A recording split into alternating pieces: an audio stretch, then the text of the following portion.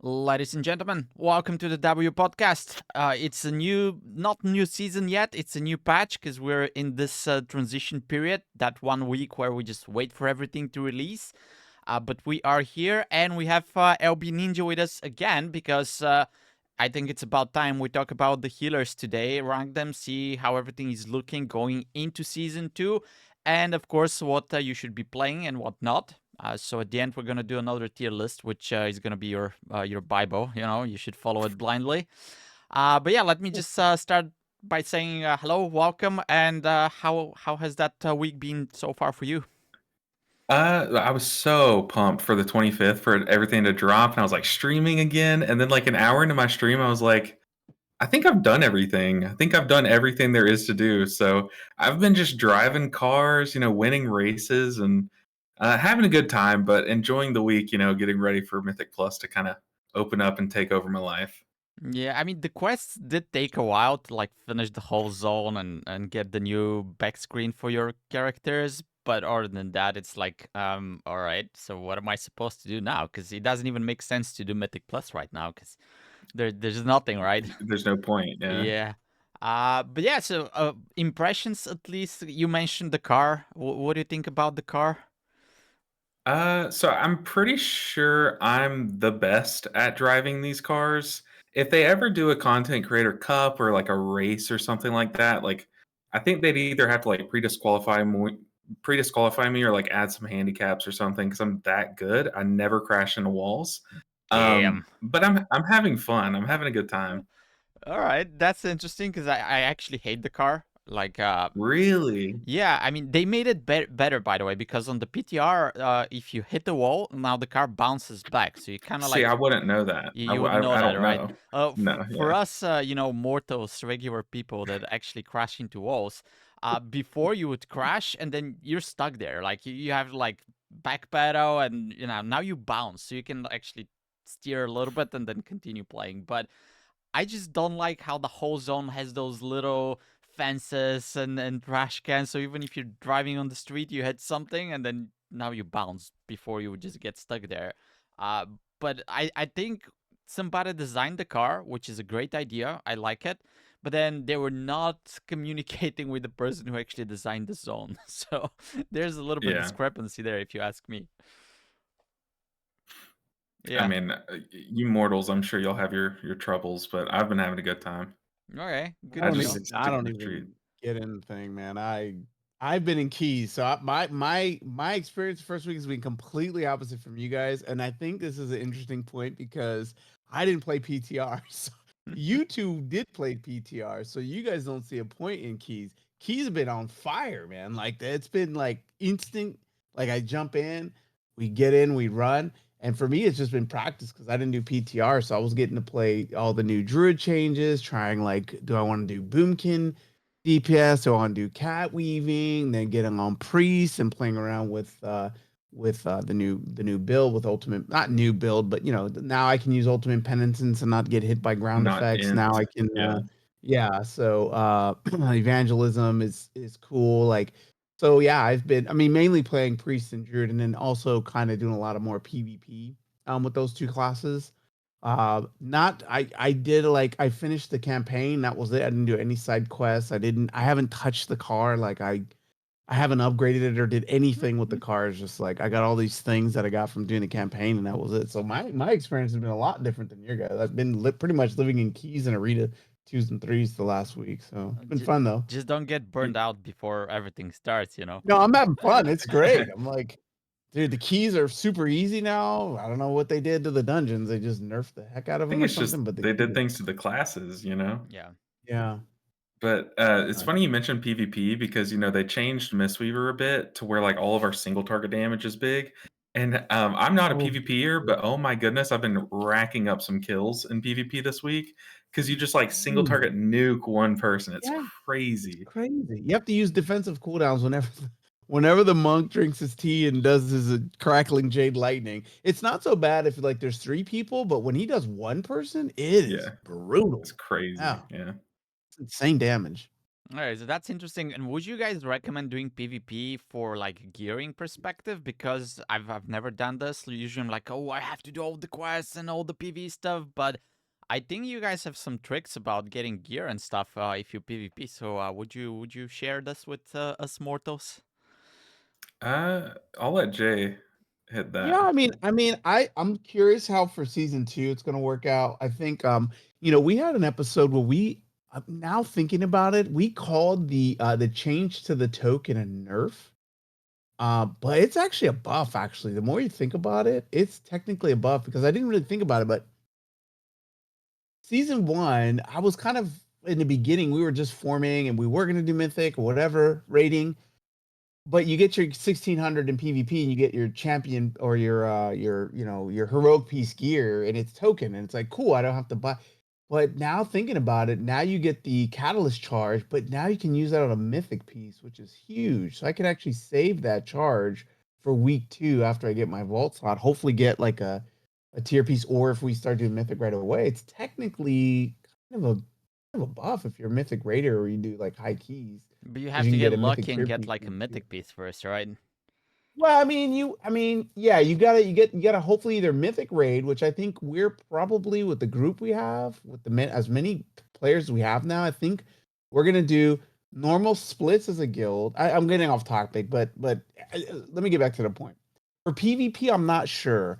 So typically, yes, I would use like you get these little epic tokens that you can convert, and usually it saves you a bunch of valor stones and it gives you pretty high item level. And then when you're upgrading some of your PvE pieces, you're getting kind of that discount on the crest. So there may be something there. I did that a lot in season 1, but I always worry like if they're gonna change it or nerf it or like flag it as PvP and it doesn't count for PvE. So I don't know. I will tell you that as soon as week 1 starts, we drop like a little short video and tell you if that's working. But yeah, usually there's a little shortcut. Okay, so there might be something there, is what you're saying. Because right now you Yeah. can get like 2 veteran pieces, which you can upgrade up to like 645, I think. 645, yeah. Yeah, and then you're basically waiting for next week. The next week, I guess if you have a geared character, you can just straight go into like 5, 6, 7s at least in Mythic Plus, and then you don't care about veteran gear and everything that drops Yeah. outside of it. So yeah, this is just a standby week basically. It's gonna be a little bit better with, I guess, the crafting this season. This is something that I'm looking forward to because they reduce the amount of crests that you need to craft something, Mhm. and I think we should probably already have a spark or something. Like, I'm not sure. Maybe we get it next week, but you can craft something in the first week as well. So that is a hint as well. Save for a weapon or whatever you think it's gonna be your best piece of gear, and then that should be like a little bit of a head start for you if you manage to pull it off. Yep. I will say this race world first is going to be pretty interesting. If gearing is like week 1 gearing is like as explosive as we think, like they're going to kind of be off to the races, you know. Well, they kind of are always off to the races, but it might get a little hectic at first, you know. They might finish a little quicker than we're used to. I mean, Hopefully. I wouldn't mind if there's like less heroic splits at the start because usually I don't even watch the Yeah. first 3 or 4 That's the boring days. part, yeah. Just And wait that's the for it hard to part on the start. players. Yeah. Yeah. I was watching a Mira's interview. He said he has 24 characters. I mean, Mm. that is insane, man. So yeah, and that's because they need to do splits, right? But maybe Yeah. if that's the case, they can go in early a little bit, and the interesting part starts.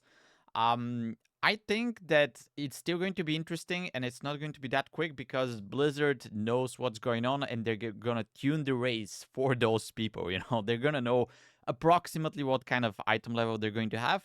So I think at the end of the day, they're still gonna be struggling and pulling the last boss 100 times or more. So that's something to look forward to for sure.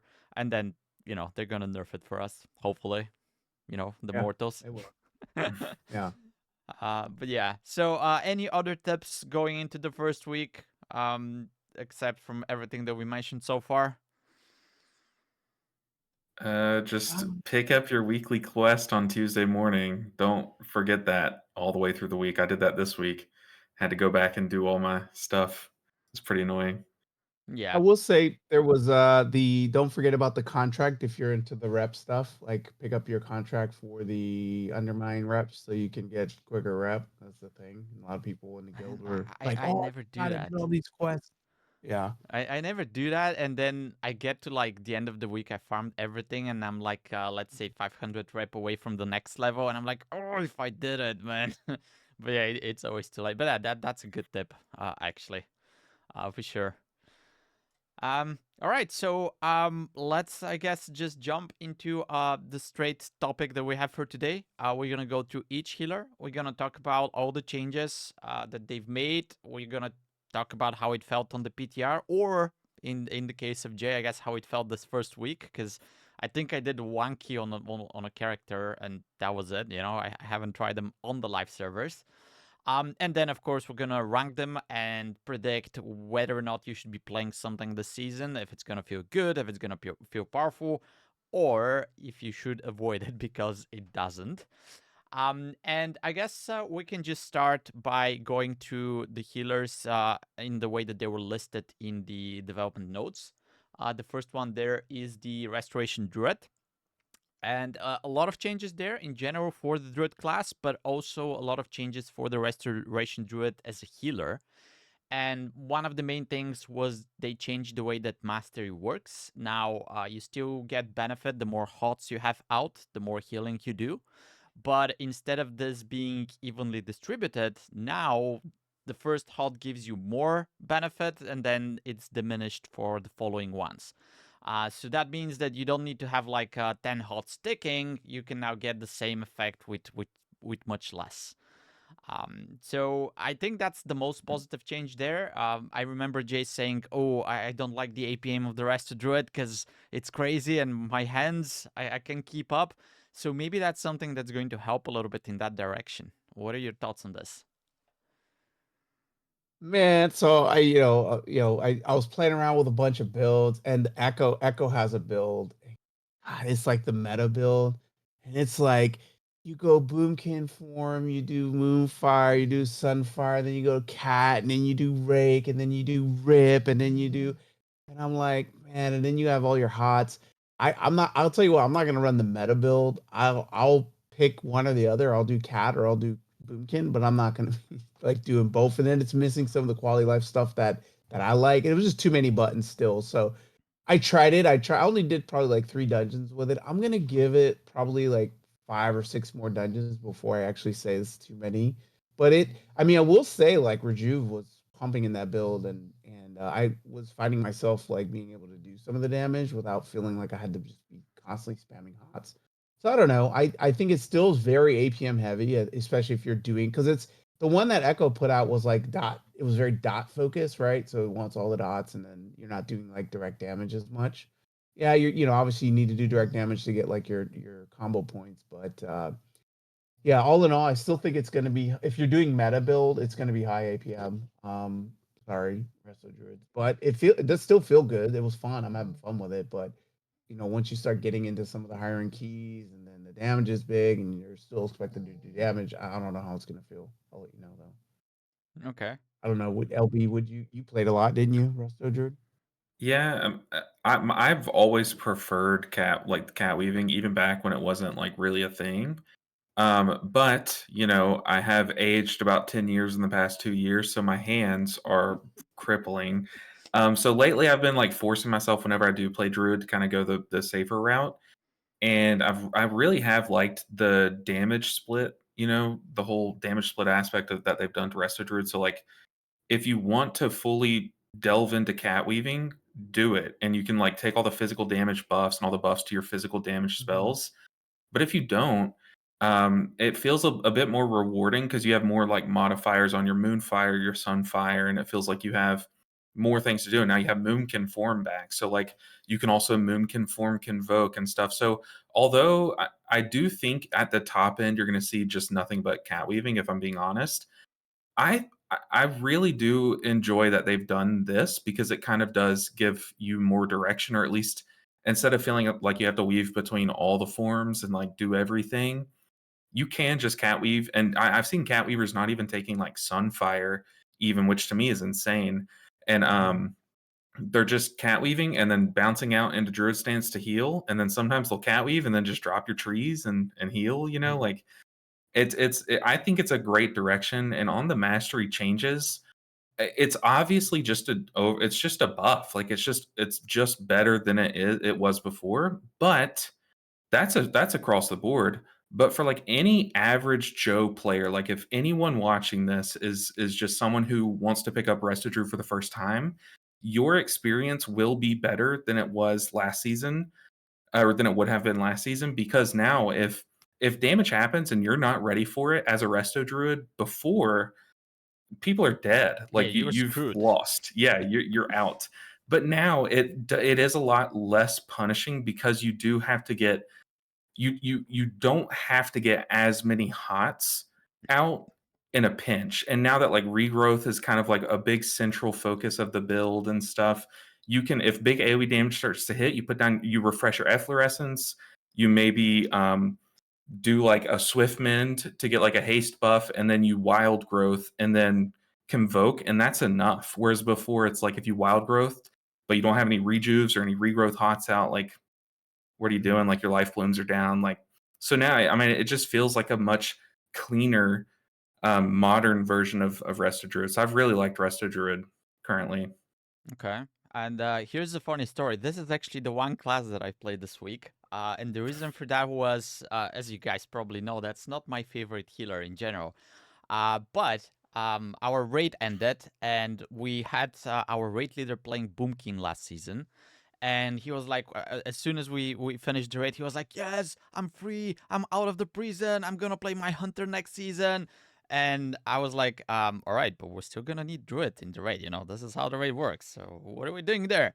And we started thinking about it, and there was a discussion where Wolvy would go to prison, and I would have to play Druid in the raid. And I was like, you guys, like, I'll do it. You know, if I have to do it, Play Feral. Show up to you week 1 on Feral. I think we're actually surprisingly we're gonna be short on healers this year. So I always wanted to learn Pharaoh. I would definitely have this in the back of my mind. But at the end of the day, I was like, okay, I'm gonna start gearing my Druid because it's not even geared. Like I didn't play that much in Oh, season one. yikes. I think they found somebody, right? So I think we're gonna get a Boom King or somebody to play the Druid. So that means I don't have to play it. But knowing how rates work and how people quit the game, etc., and they don't stick around, I decided I'm gonna be leveling the Druid and not gearing the Druid this season. And maybe I'll just like it with all the new changes, etc. Right? So this is basically the story why I was playing a Druid, and obviously in raid you're not gonna cat weave. You know, I don't think that's even a thing, right? But I did go and try the cat weaving in Mythic Plus, and I actually liked it, right? I actually did that build where you mentioned there's no Sunfire because your dots are not doing much, etc. So you don't have those caster buttons, which kind of like reduces a lot the APM, because before I would have to like, okay, Sunfire, Moonfire, maybe like Starfall something if you have a Yeah. broken, and then you go into cat form and then you dot everything again. I'm like, oh, what is going on? Maybe I have to heal at some point, you know? But Yeah. but now it feels like it's a lot less buttons when you have to do damage, right? Yeah. And then everything that LB mentioned, it feels a lot easier to heal. You know, it's you have a couple of hots and then you press your growths. It feels good. You're moving the health bars. You know, it's not like before. The one thing that I'm kind of worried about when the keys start to get a little bit higher is that you don't have any like major cooldowns to work with, right? Because okay, you have Convoke. That's once every minute, which I guess is enough. And then I was running Trank, so that's another thing that you can use. But then outside of that, you're just not healing with your HODs, you know? It's not like you have many other buttons to press. Maybe I could even see that at some point you're gonna just drop Convoke and play the tree form to have like a very powerful cooldown at some point. if you need to heal. I don't know if that's gonna be the thing. Like, don't quote me I on feel like this. if you do that, you would go Keeper of the Grove. Yeah, Like probably. that's a pretty popular thing Yeah. that people like to do. Yep. It probably Yep. doesn't make sense in cat weaving, but even if that's the case, you have that other option, right? I've played just one key with Keeper of the Grove, so I can't even give any impressions whatsoever of how good it's going to be and how it actually compares to cat weaving. But last season, both of the hero talents were competitive. Like, I think it was basically split 50% this, 50% the other, in what people were running into the keys across the board. So it's good thing that you have options, right? I think it's a good thing, right? Because that also means that you have to learn two different play styles if you want to switch from one to the other. That's, for my Yep. perspective, that's a little bit of a minus because you have to invest a lot of time and a lot of effort. But having the options is good. The class now feels pretty good. It also pumps in healing, right? I think most of the sentiments and most of the comments that I've seen in the community is that this is going to be one of the top HPS healers. It could probably be the meta in hierarchies because it's not basically you can do endless healing with it, right? You can have the hot stick in all times. You can do more hots. You can maintain them, pop more buttons, which I think specifically for hierarchies, it's going to be quite vital. Yeah, it shapes out that this is gonna be one of the best classes when it comes to healing this season, be it something that you like or not. And I kind of join you by saying that if you're looking for trying out something new and you haven't played Rest to Druid, it's probably the best time to give it a shot. I agree. Yeah. All So right. it's a little bit less complex than it was in the past. Oh, I see a tier list. Uh-oh, it's tier time. It's tier Let's time, do it. guys. All right. So here are the, I guess, the tiers that we have. So we have legendary, good, mid of the pack, bad, and then no thanks. Right. So this is what we're gonna be using to rank everything. And I guess when you rank them, consider, when you give the grade, consider everything, like how it's going to feel in the season. Is it playable? I guess we don't care if it's gonna be meta or it's going to be like into the keys of World first, because we're not gonna be playing there. But for everything else, would you play it? And do you think it's gonna be in a good place this coming season? How about so one thing that's happening this season is they're adding that mount that you get at 3K. Yep. What if we base the tier list on like a 3K level? Because I feel like that's competitive. Or what We do you think? could, but I think you can get 3K easily with any spec, Oh right? yeah, for sure. So maybe it's gonna be a little bit harder with some. Now looking into the list and what we have here, definitely. Like I'm definitely, for example, not getting 3K on a Holy Paladin. But let's put this as one of the criteria, right? If it's easy to get to 3K, obviously you can do it on all of them. You can push like 15s probably on all of those classes, but it's definitely going to be more enjoyable and easier on some of them compared to others. Okay, so like this tier list is encompassing not just like its power, but like how well the class has evolved coming, or the spec has evolved coming into season 2, I guess and we like can do that. fun I and think that's gonna be reflected in the power as well, right? Because some yeah, classes true. evolve downwards, so to speak. Yeah.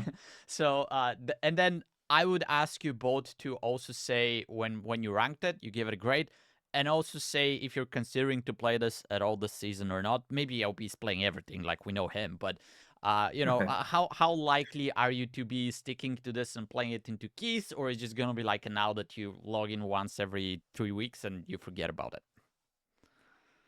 All right, Jay, you're up. Sure. Yeah. So this one's gonna be my main. I Main. like, It's not the priest. yeah, Interesting. main. Okay. Yeah, yeah, even though I got 4 priests, I mean, when you talk about raid and Mythic Plus, and now that started like that season 1 too, and quickly got switched to Shaman, and then quickly got switched to priest. So call me a meta chaser, but those are the So 3 that I like. For perspective Druid, I main. think, yeah, perspective main. Definitely PvP, it's super strong. So I have to look at that for what it is. And then when it comes to keys, it's definitely feels really good. I like Druid because I tried the crazy high APM build. I did the boomkin only in tree form and with the mana. And by the way, flourish is amazing in keys. Even I think it's a really good cooldown if you don't want to do that. If you don't want to do the what is it? You lose the life bloom, double life. Photosynthesis. Yeah, yeah, honestly, the flourish is super good, man. It really does. If you're going back to like being reactive versus proactive, if you're proactive and got big damage, flourish is absolutely bonkers. So with keys, it's amazing. And then in I mean, all season I played Druid and Raid, and I was crushing. Like I was competing with all the healers as a wrestler Druid, and there are people poo pooing on it. And I'm like, dude, yeah, maybe it's not race to world first, but dude, it cranks. So now with these changes, it feels better. I will also say like it's easy to get kick and not have to feel like you have to go heavy on the cat side. Like there was just so many really positive changes in the Druid generic tree that I think it's going to play really well. And I mark this one as legendary in my book just because I'm going to be playing it in all forms of the game. All right, fair enough. I honestly, I would agree. I hate not putting Mistweaver. Like I hate putting a non-Mistweaver in legendary. But if anyone, honestly, Resto Druid does deserve it because, like I said, you can play it, super sweaty and perform like crazy numbers, like crazy single target DPS and stuff, in cat form. And I do agree, like there could be some troubles if you're just learning the spec, trying to learn how to play a spec that only really has like one cooldown. You can stack treants and stuff, but it only has like convoke and keys and stuff. There's some pain there, but once you get the hang of it, like this spec feels very versatile because of how its kit's designed and stuff. For me personally, this was my OG main, like before Mistweaver. And I've been missing it, and I had a lot of fun in season 1 playing it, and I feel like this is the healer that I'm gonna alt. I'm gonna alt after the Mistweaver, the most. But, I had another point, and it's left my head, but yeah, I would definitely put it in Legendary. I think it's gonna be a good time to play some Resto Druid this season. Okay. And I guess I have to join you two guys. Like, probably something that you wouldn't expect from me, but I think Restador definitely deserves a legendary this tier. As I said, I'm gonna start playing it. One thing that I didn't mention is that I kind of like the complexity. Like, I like the idea of switching forms, doing all those crazy things. It might be a little bit overwhelming. Also, I haven't played it that much in raid. Like if I end up healing with the druid in raid, which is not something that that's not impossible to happen, I'll have to learn it. In my mind, it sounds a little bit dull to just spread hots all the time, and like it doesn't feel like you're making impact or moving bars. But I know that it can pump, right? Yeah, I Uh, mean, nowadays with regrowth though, like, you kinda do. It used to be like rejuve spam, but yeah. now it's kinda like regrowth spam. Okay. So it's Yeah. pretty fun. So yeah, maybe I'll enjoy that for sure. I'm kind of looking forward to it. I always have it in the back of my mind that this is a class that I not necessarily enjoyed in the past, right? So I have options in my head. Like this is probably going to be, if I don't end up playing this as my main, which is what we agreed on right now, I'll try to keep this as my main ult, so I have it as an option. And then if I end up playing it as a main, that's decided too. But if it basically remains an ult for me, and I enjoy it, that's great. If not, I'll probably just jump to something else if I end up not liking it. But it definitely looks pretty good for this season. It has the potential, and I'm actually looking forward to playing it a little bit. You know, it's gonna be like almost like a new experience for me. So really excited to see what happens with that class. Okay. You're gonna have fun with the raid ramp, dude. It's so fun. Like your regrowths are like less than the GCD when you get like 10 rejuves out and you get your trees going.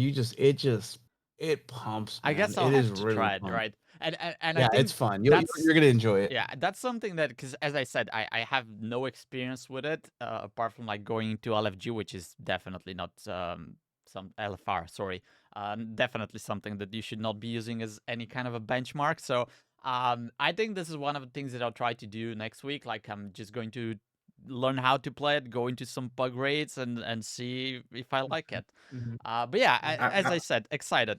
I'm really excited for it. one thing we didn't say though, I don't know if we're gonna mention this for every healer, but their tier set's pretty sick too. Just getting like free hots out, like Yeah. of just random caches of hots is pretty cool. Yeah, Pretty fun I've too. kind of like left the tier sets a little bit behind because it's not like they're the same. Actually, there are some that are pretty good. For example, the Holy Paladin one sounds insane compared to the others. Unfortunately, the class is not where it should be, but that's a different topic for, I guess, just a little bit. For a little bit later on in Yeah, this video. Stay yeah. tuned. Stay tuned. Yeah. But yeah, actually, to be honest, I haven't even checked the rest of the tier set, but I'll take your word for it that it's a good one, which is just another plus, into the list. Okay, so rest of Druid, looking forward to it. And then let's talk about the next on the list, which is going to be Preservation Evoker. Not many changes, to be honest. So anyone wants to particularly start on this one? I'm always down to talk. One thing about Pres Evoker that I feel like a lot of people forget when they're like hypercritical on this spec is that it's still brand new. Like we just left Dragonflight, right? And I feel like this patch was this 11.1 is a slam dunk from the devs coming to what the players have wanted for so long. They did kind of like not give too much like new fun crazy stuff to the spec, but what they did do is they kind of like righted their wrongs that they did on Flame Shaper in season 1. Great, Flame Shaper's cool, really sick again. They've also fixed Dream Breath. Now it hits yourself always. Very awesome.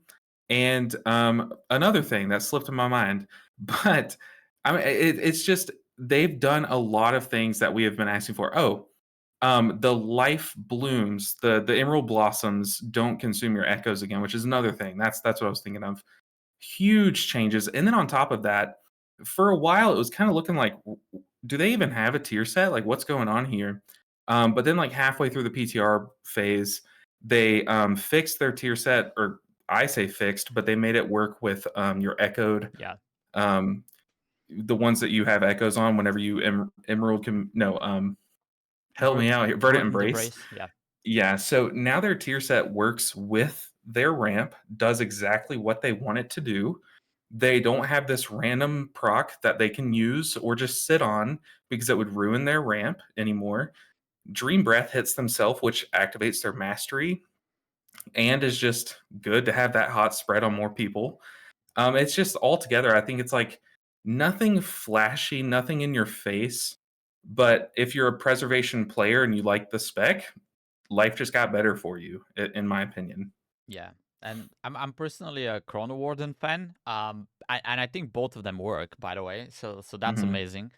And as you said, for me, it's just more of the same. Like the class is a lot of fun to play. I've enjoyed it. I actually wanted to main it for a season. I think in the beginning of the War Within was the plan, if not to be my main ult or something. But the one thing that kind of pushed it back, and it's gonna like push it back for me this season as well, is that it's a very, very, very complicated class because you're gonna learn your spells like, okay, this is what Dream Breath does, this is what Verdant Embrace does, and then you start pressing those buttons. But there are so many different interactions in between them Mhm. that it makes it very, very complicated to play. And it's not like, oh, I always need to press that button before the other one, because this is kind of how you learn other classes. You find out, oh, this is very cool interaction.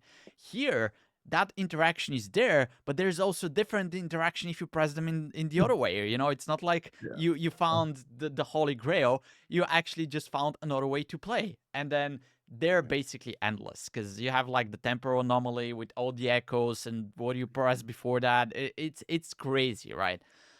So from that perspective, and like considering, okay, if I have to play this as a main and I'm pugging my keys, I mean, no thanks, right? I'm still gonna enjoy it. I'm still gonna play it into keys, but I'm not gonna push on it very hard or very long because it's just very, very complicated, and you need to be very resilient if you want to be playing this into keys. Because on top of everything that I just mentioned, then you have the reduced range, and then if you have people staying in Narnia, they're not gonna get hit by your frontals, and that makes it even worse.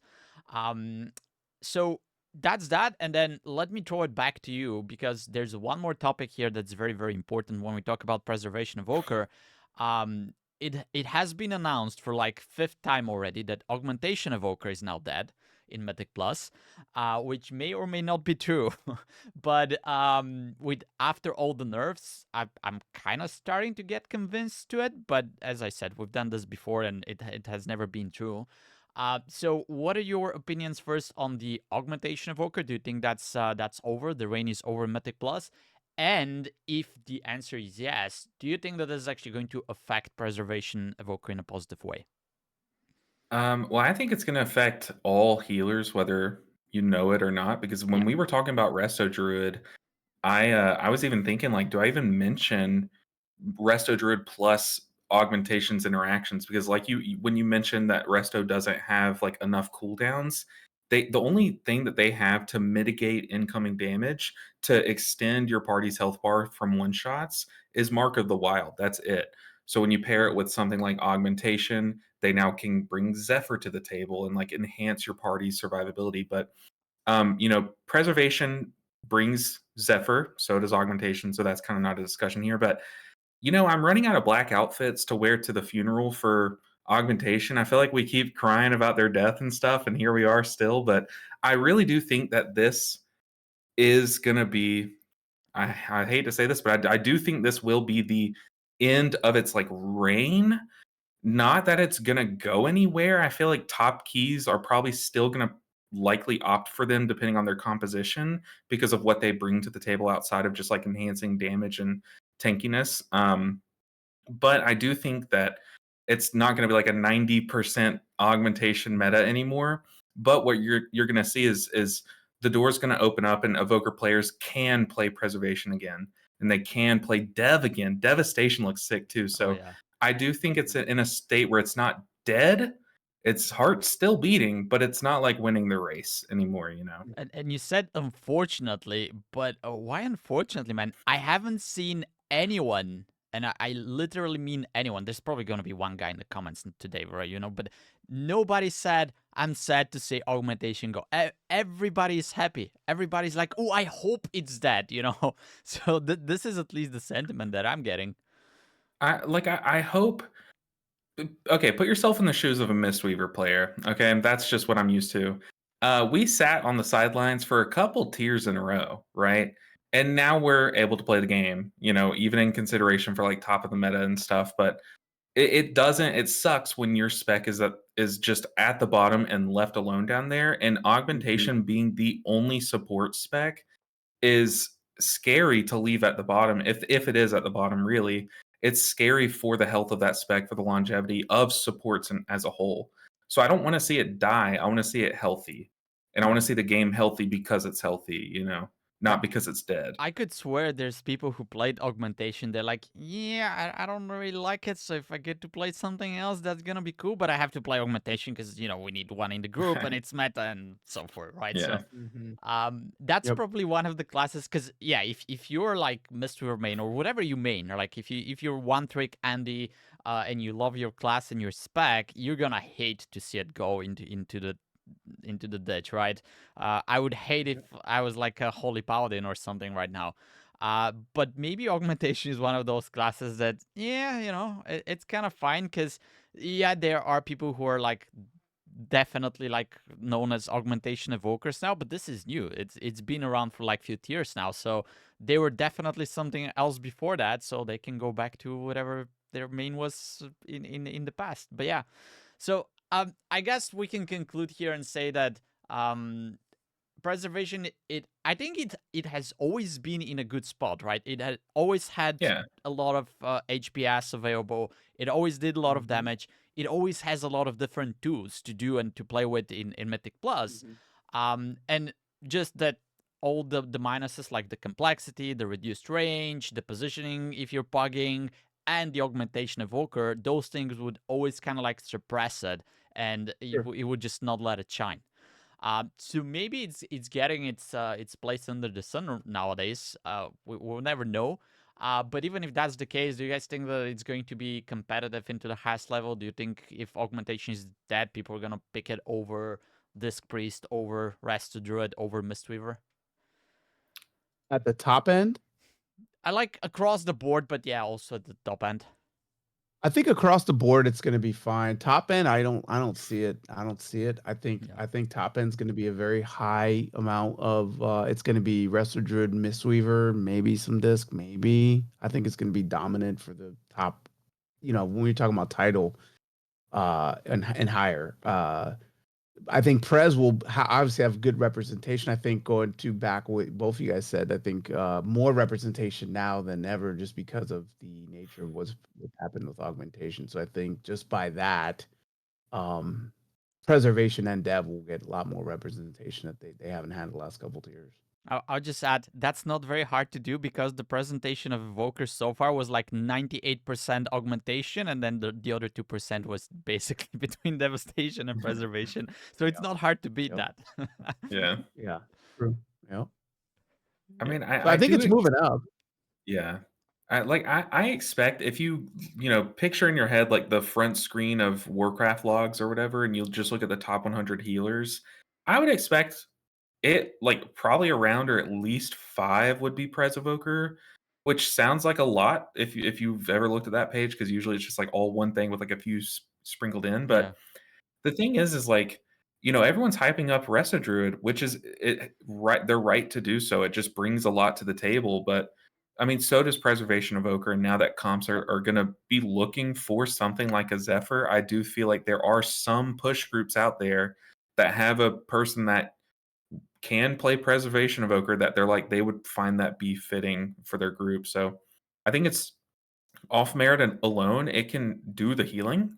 Obviously, I think any healer could. Most healers can, but I think it also brings some pretty good stuff to the table for compositional purposes. Um, All right. So what I you want to think? be negative a little bit. where would I you want to be rate it? negative. Hold on, let's let Jay be negative. Go for I it. want to be negative. I want to be negative because it's so true, man. I'm telling you, this is what's gonna happen. Mark my words. It always happens, man. The people at my level look up and see the 1%, and all they see is druids and monks, and then they're like, "We got to bring a druid and a monk. We got to bring a druid and a monk. We can't do this 10 if we don't have a druid and a monk because that's what all the high end people are doing." And Prez evokers are just gonna get dumped on. Holy priests are gonna get dumped on. Shaman, I don't know. Shaman may still have a shot just because it was so represented in the beginning of the season that I think there still be like, you know, if you weren't paying attention to all the notes and stuff, you might be like, oh yeah, shamans are good, right? I'll bring a shaman. But Holy Priest, Holy Paladin, Preservation Evoker, I think are still gonna kind of be. I feel like the representation between like maybe 8 to 12s is gonna be not nowhere near as much as the other two healers. I don't know, because like Prez is good. Prez is like Oh actively yeah, good right great. now. And I feel like they already kind of are a lock for any groups that need like a lust. I mean, a group that needs a lust isn't going to take a Mistweaver over an Evoker because it's a Mistweaver, unless they're stupid. And it's like, we're all smart here. So I don't know. I feel like it's easy to doom about those things, but I think it's we're in a post augmentation funeral number 5 world out here, and I feel like Prez world is opening up. Okay. So Hopefully. Good luck, Prez. I would say that if everything that we mentioned, like it's definitely good at least. But then after we consider everything, keeping in mind that augmentation may not be that, do we put it into good or do we put it into mid or somewhere else? It's a great class. It does pump. I mean, even in raid, it's when you have a good preservation Yeah. evoker, it feels amazing. So it's an amazing class. So when you just talk about, for me, when you talk about tier list of playability, when it's a good player playing it, yeah, it's amazing. Yeah, but I what if mean, we play it? now, not if I play it. I did a bit in season 1. I got it up to 3K, but in season 1 of Dragonflight, I got it up to 3K. I think like maybe almost just shy of 3100 season 1. And it was fun. I enjoyed it. It was actually one of my favorite healers in PvP too. And then I just stopped playing it. Yeah. But it does play well, and I always love, I mean, there's so many cool tools, rescues and things like that. I think it's good. given the right hand, it could be legendary, but I just don't think it's, it hasn't gotten that many changes. I think it's had tweaks, but not massive changes to make it legendary. Oh, I'll just jump in and say I kind of like what you said. We can put it into good. We can even put it into legendary, right? But even if we do that, we're gonna put it into the tier list, and then are we actually going to play it ourselves? Like, if I'm I not put it gonna into play it. good, like I don't think it's gonna be even considered to be like my main ult or something. So I'm gonna log into it because I like the gameplay. I'm gonna run a few keys this season, but it's just gonna stay there. So from that perspective, I'm even fine putting it into a mid tier, being a very good healer, but also being not that well represented for all the reasons that we mentioned so far. Yeah, I mean, I'm down to put it in mid. That's probably where I would put it, to be honest. But it's not because it's a mid healer. I mean, it kind of is pretty middle of the pack, Yeah. but it's just that if you look at where it's coming from season 1 to where it's going in season 2, things have changed. The world around it's changed, but it hasn't changed enough to be in the good category for me or legendary. So can we agree we put it in mid, but then we have this Mid. asterisk saying that this is a really good healer. It's just Yeah, nobody's yeah. gonna play it. Yeah. Yeah, I don't want anybody coming after me. That's the thing. I've Yeah. already doomed it, but Yeah. So if you I, guys are one-trick preservation evokers and you love the class and you want to struggle with it, plugging into Mythic Plus, it could be potentially even like S tier and legendary, right? But it's gonna be just you out there representing. So that's not a bad And thing, you know. I will take this time to say to the viewers, if y'all have any problems with our tier list, saucyj69@hotmail.com. Send all of your hate mail there. And yeah. All right. We're moving on. So we got Mistweaver. Well, I don't yeah. really know too much. I don't know too much about oh Mistweaver. boy, All oh right, boy. do we Let skip me let it? my dog in. I'll be right back. I'll let LB We take this. skip it. We're gonna talk about that other priest class or something. It's up to y'all. Go ahead, go ahead. I guess you have the honors of starting here. It can be any other Okay. way. I'm going to go ahead and I'm not going to stop you. I'm going to stop your viewers right now because I already know someone's typing, oh, LB's a guest, so Mistweaver's an S tier. All I'm right, going wait, to wait, cap wait. myself. Do you want me to start then? Because it's gonna be like unbiased. My point is gonna be unbiased before I hear what you have to say. Yeah. You All go right. take it away. Take it away. Let's do that. All right. So this is actually one of the classes that I played on the PTR because there was a lot of hype around it, right? And I can actually talk a lot about it. So first, the changes are amazing because for somebody who basically this has always been one of my main oats. One of the things that I struggle with a lot in season 1 was those situations where you have this one big boss, which is one single mob, and then you punch it, but your heals don't do a lot because they're not cleaving, etc. Right? So Mistweaver would perform amazingly in trash if you could cleave, etc. But those situations where you have this one mob that you're hitting, you kind of felt like you're lacking a little bit there. You have to like either commit a big cooldown or just hope that people using defensives, things like that.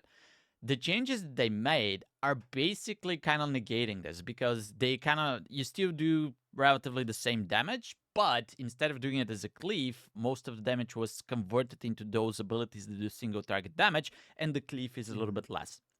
So we can talk about whether or not the numbers align, but technically you're supposed to be doing the same, but now your single target is stronger, right? And this was, for me personally, like that was the biggest weakness for Mistweaver, and now it's patched. You know, it's kind of like it's not there anymore. So that felt really good. All the changes they implemented just complemented all of that, right? So that feels good as well. And I guess the only thing that kind of like lacks a little bit is it's possible if you're like pressing your buttons very hard to run out of steam at some point, like use all of your cooldowns. There's like that small window that you have nothing to press if damage is happening. That has always been the case for me. I guess I'm not the best Mistweaver player anyway, so that keeps happening. But the gameplay feels amazing, right? I really love it. You're our melee class, right? You have specifically Mythic Plus. You have to like keep that in mind if you're gonna be picking Mistweaver. But it feels 100 times better than the other melee class, which supposedly is Holy Paladin, right? So there's no doubt which one is the better in between those two. The healing is good, the damage is good, the gameplay style is good. Basically, there's not that many weaknesses, and I was having this as probably the top of the list a few weeks back. I think that it kind of fell a little bit behind the hype around Restoration Druid and even this priest. But for me, this is definitely up there, still on top of the list. And I'll just add that, as I said, I'm going to be either Restoration Shaman or Restoration Druid this season based on how things are shaping up for me. But the other character that I'm definitely going to keep up geared is Mistweaver Monk. And if it ends up, so as we're going to talk about later on, I don't think I'll end up pushing this season as a Restoration Shaman healer to the highest possible keys, you know? If I end up not liking the Druid either, it is very possible that I just finish the season healing on my Mistweaver Monk and pushing as high as I can on this character because it's looking very, very good. So here we go. Unbiased, I'll definitely put it into the S tier. And now I'm going to throw it to the experts. Okay. Yeah, so I promise I will not put this in legend tier. How about that? Okay. So yeah, like you said, a lot of the pain points of the past where like whenever I talk to people in my Discord or on stream, like one of the biggest questions I would get was I'm struggling to heal versus bosses in Mythic Plus, or like I'm struggling to heal versus single target enemies and stuff. And it's true, like it just was our weak point because if we can't cleave off of things, it's not just that we're doing less damage, which is then doing less healing, it's that we're proccing less things that do less healing. So the two big changes is Crackling Jade Lightning is now condensed to a single target for most of its damage, which is insane because if you're versus a boss, this is a healing cooldown on a 30-second cooldown. And you can store up to 2 charges of it. You can basically store up to 4 charges of it if you need to by stockpiling your Thunder Focus Tea. So like it's so versatile. If you look at all the other healers, like they can't really bend without breaking as much as Mistweaver can. The problems are is like you do kind of lose a bit in some scenarios. Like you were saying, you have some like holes in your rotation for like when you need Skill cooldowns issue. and yeah, yeah, like yeah, but Crackling Jade Lightning really has kind of filled those holes for the most part. But Shayloon's Gift is kind of falling behind a bit. But Yeah.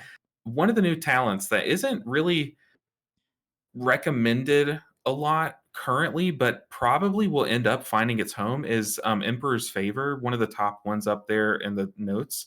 But it turns your Shayloons into a single target, just like massive Like a lay heal. on hands, Yeah. basically. Yeah, it's Mhm. crazy, and it's just that it's like it still hasn't settled into a build yet, but I predict it probably will soon. But I mean, it's just like your weaknesses are crazy, and that's the Mythic Plus side. The weaknesses are fixed without hurting your strengths. But on the raid side, the Jade Bond change is pretty big because before it was I know myself, I talked to my raid lead, and he's probably not watching this, so I can kind of like say this now without him hearing it, but he has no idea how Mistweaver plays. So there were some fights where he would put my cooldowns in the spreadsheet and say like, okay, use your Yulon every 1 minute. And I'm like, I can't do that. I just can't do that unless I swap to a really bad talent. And he was like, okay, on this one, do it every 2.5 minutes. I'm like, but it's kind of like a 1 minute 45 cooldown. So then there's this one fight where he was like, do it on a 2 minute cooldown. I'm like, but we lusted, so I could do it on a 1 minute 20. He's like, dude, I don't know, just do it. Like, it used to be a variable cooldown, like however many mastery procs you can get, you would cut down that cooldown. But now it's not. It's base 2 minute, and then you can bring it down to 1 minute with the talent. But for raid, it's a 2 minute cooldown. And it's really good. The changes that they've done to the Cheeky Coons popping to make another hot is really good. And it's really fun for new players to play too, because like you're extending your hot. So as soon as those Cheeky Coons pop, you press rushing wind kick, extend all your hots, and just go to town with a bunch of green numbers. So I now okay, we are coming off of a nerf though. They just nerfed us, I think, 2 days ago or something. But it was a 3% like Mistweaver aura nerf, and then a nerf to our tier set, which is pretty rough for our raid build. Our raid build kind of leaned into our tier set quite a bit, but still, it's like it's a good time to play Mistweaver. But we have talked about some other healers that I think are going to edge it out at the top end. But for any like 3K Larry that wants to push on a healer, like they're gonna have a blast on this spec, I think.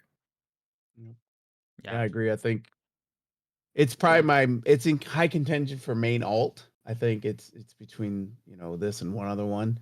Um, Feels amazing. It's fun to do. It's the only class I feel comfortable being in melee as a healer. And my Restorer, I still struggle. I just want to be backcasting Wraths and Star Surges and stuff. But Monk, I don't have a problem being up front and having, Ring of Peace and having, leg sweep and kick and all these cool things. Like it's an amazing healer. It's really fun, and the changes with single target, phenomenal. I personally like it a lot.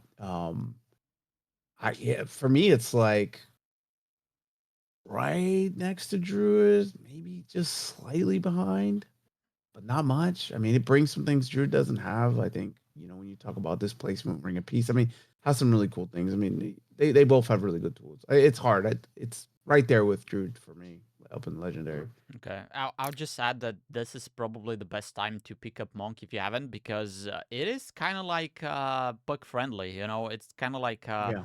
learning friendly compared to before. Like everybody's saying, okay, the Restoration Shaman is the king when it comes to pugs, because you can mitigate all the mistakes and the things. But I feel like Mistweaver is right up there right now. So if you're looking for to pick something new or to go into healing, that is probably one of the go-to specs, which is just another plus in its list.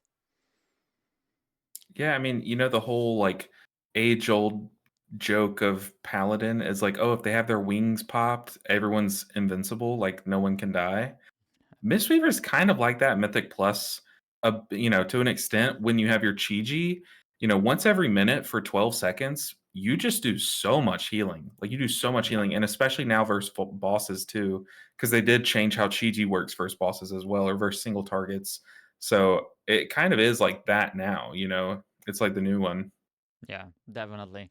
So, I guess, biased or not, do we just stick it up there next to the Druid? Any I objections? I I am legally obligated. Well, I can't put it in legendary, but if you could, can you add a tier? For like what? Are you able to add a tier? Yeah, Just we one can do between that. legendary and good, and just call it banger. Can you do that? Banger. We can do Yeah, banger. All right, the banger let's tier. do this. What is the difference between banger and So legendary? legendary, in order for a spec to be legendary, not only do its changes have to be incredibly healthy for the spec from that aspect of tier list, but it also has to be, it has to hold its weight. It has to be powerful, and to the point of it, it's going to be meta. And we kind of all have this stigma about Restorer based on how it's performing. To be banger tier, one, you have to be Mistweaver, but two, you have to have great changes coming into the season, not just like thematics and fun wise, but great for the health of the spec, which is, check, check, check. But you also do have to prove your strength in, what we can predict the tier list to look like in terms of like the meta, that, quote meta. And, but maybe not to the extent of legendary. And I think that's why we can all say, it probably could be up there by Resto Druid, but I do just like I have to be realistic, and I know your comments are, going to come at me if I say otherwise, but I just don't think it's going to be as played in the high end as Druid, if I'm being honest. And let me just try to calm you down. Screw the high end. Like, we don't care. Like, I think that it's totally fine for us to put it into legendary because it's gonna be Okay, legendary for us. now we're And then talking. yeah, so like even it's very very probable that the most high end keys are gonna be either Restoration Druid or Discipline Priest, right? I don't think that's changing. But that doesn't mean that Mistweaver is bad. First, I think there could be some representation even there, but then for specifically for like let's say Disc Priest, that is really good if you play it into an organized group. But if you're not, if you're pugging, that loses few tiers just because of that fact, right? Mistweaver is not like that, so for me, I would definitely say it's definitely legendary. If you're pushing world first keys, you're probably not watching this podcast anyway, so for everyone else, it's definitely an S tier. You know what? You've convinced me. If I'm not the one Right. saying it goes in legendary, Guys, then if that's yeah, fine. don't flame him. It's my fault, right? Yeah. It's No, my you fault. can blame me too because I agree. I Yeah, mean, I Yeah, love. blame Jay. No, there's, there you go. SaucyJay at yeah, blame me. hotmail.com. Yeah, Yeah. There it he is. did that. 69. All right. 69, my bad. There you go. We have the Yeah. legendary. Now, do we go here? Do we go here? This is the next pick, and this is gonna be Holy Paladin. Holy Paladin. Okay, I don't know my I alphabet, side so too, man. I side as well, man. Yeah. Oh god. Well, I guess I can start because Holy Paladin has always been my main ult, if not my main. Like it's been main for in some seasons, and it's always been up there. And unfortunately, what I can say is that Blizzard has absolutely no idea what they're doing with Holy Paladin. They've lost their way. They've lost their track. The buffs that you see here, they're trying to buff some of the caster stuff, and Holy Paladin is supposed to be a melee healer, things like that. OB is going away, guys. Just saying.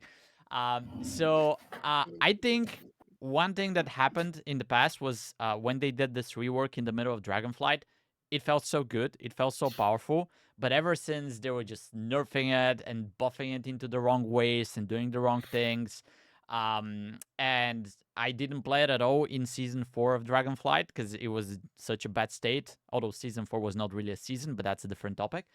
And honestly, I don't think I'll be playing it much as it hurts me to say it. I don't think I'll be playing it much in season 2 of The War Within either. I've tried to play it a bit on the PTR, and it just feels wrong, man. Like I'm pressing my buttons, but the health bars are not moving, and it's just struggling. Like if you have some cooldowns and you pop something, then it makes a difference.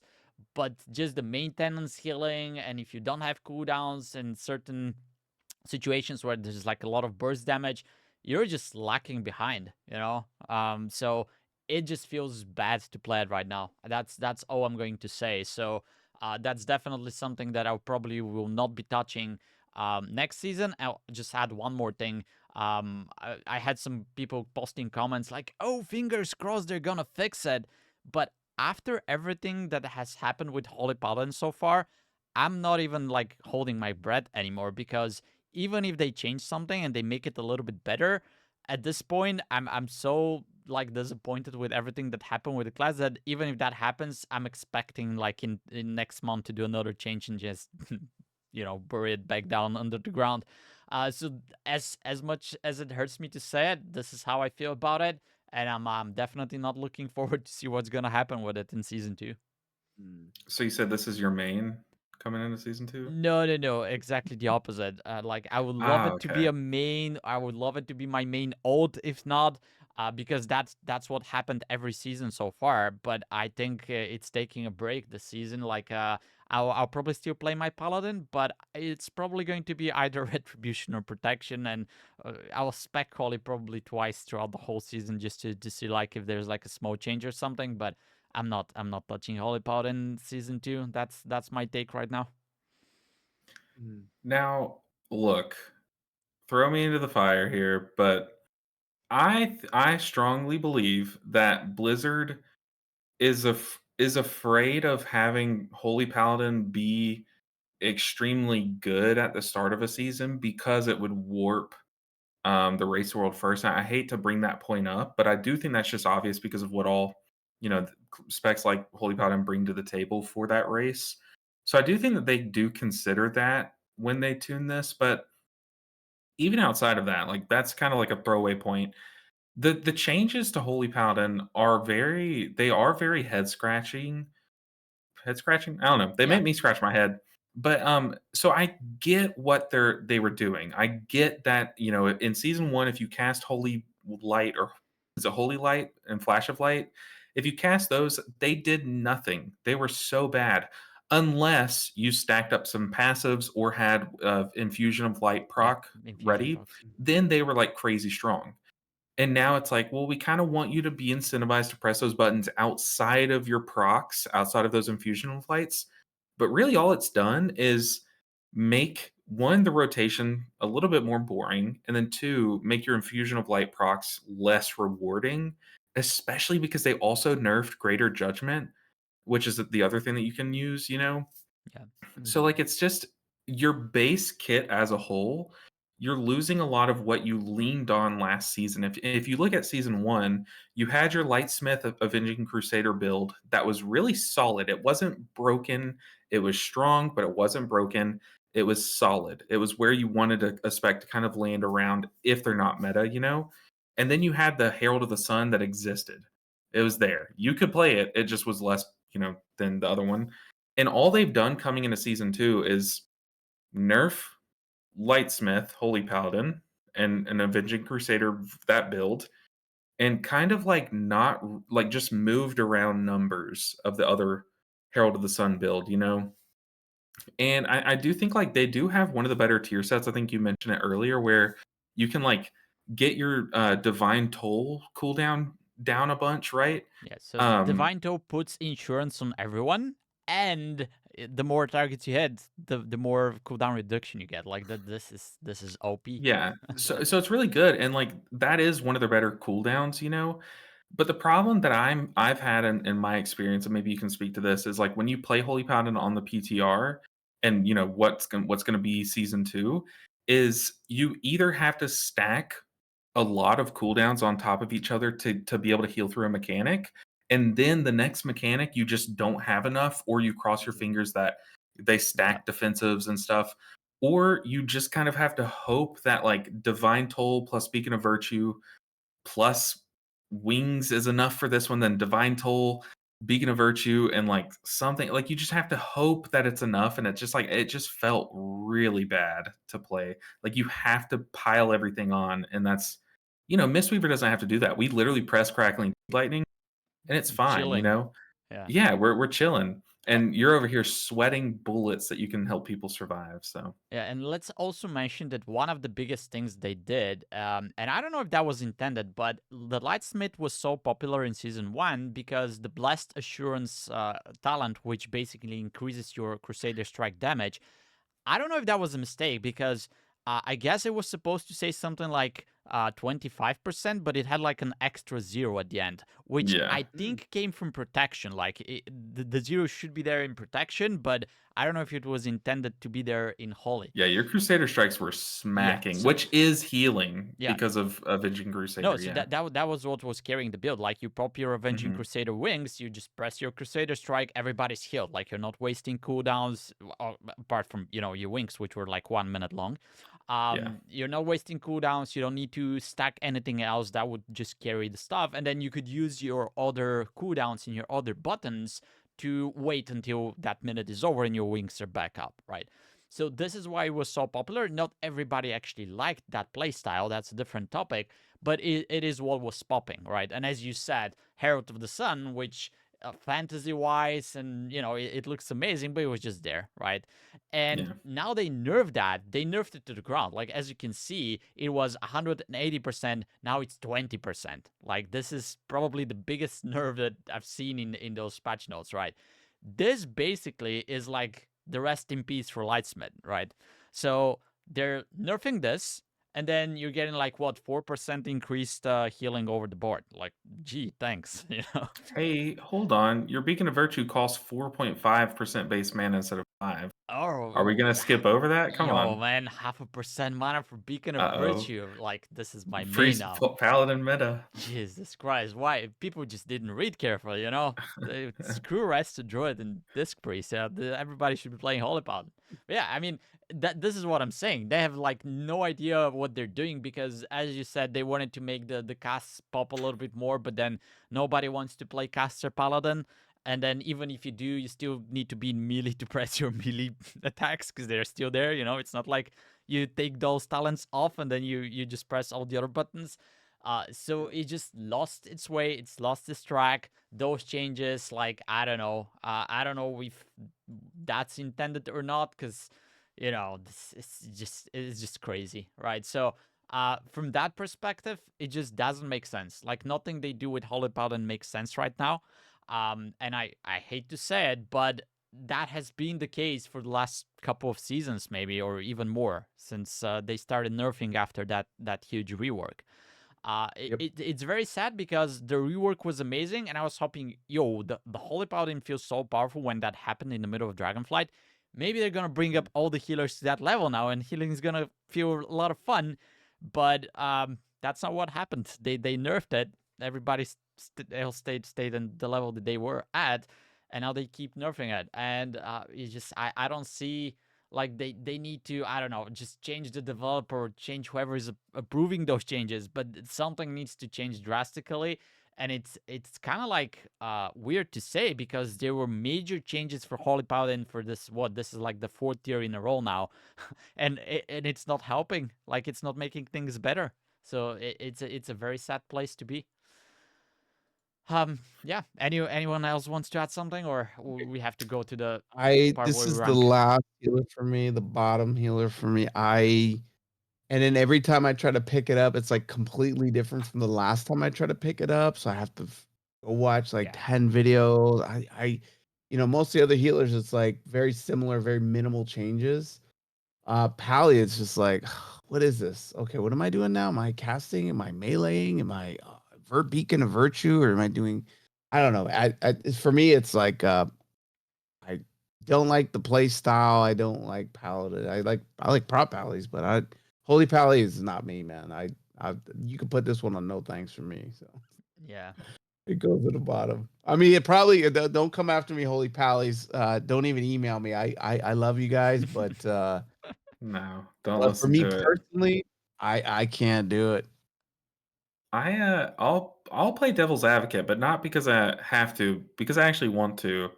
I don't think this is the worst healer. I really don't. Yeah, I agree. It's not the I worst.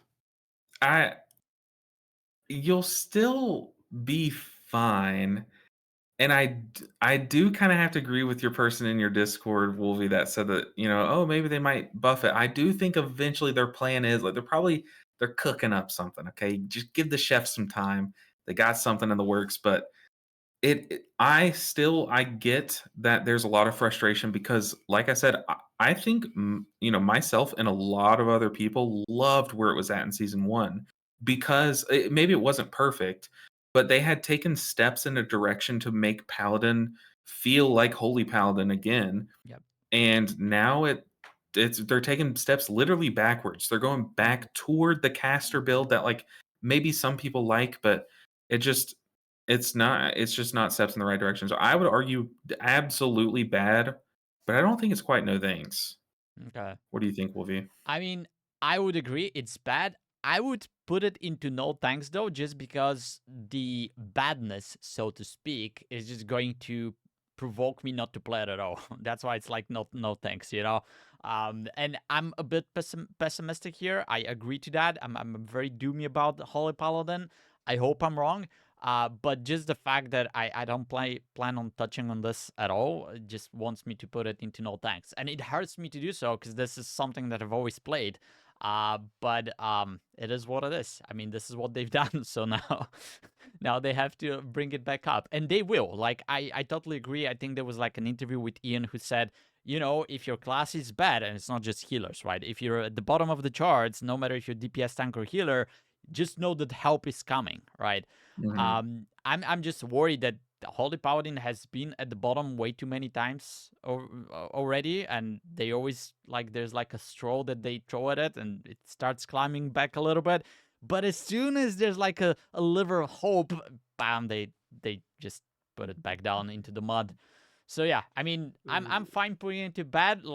I'm also fine putting it into no thanks.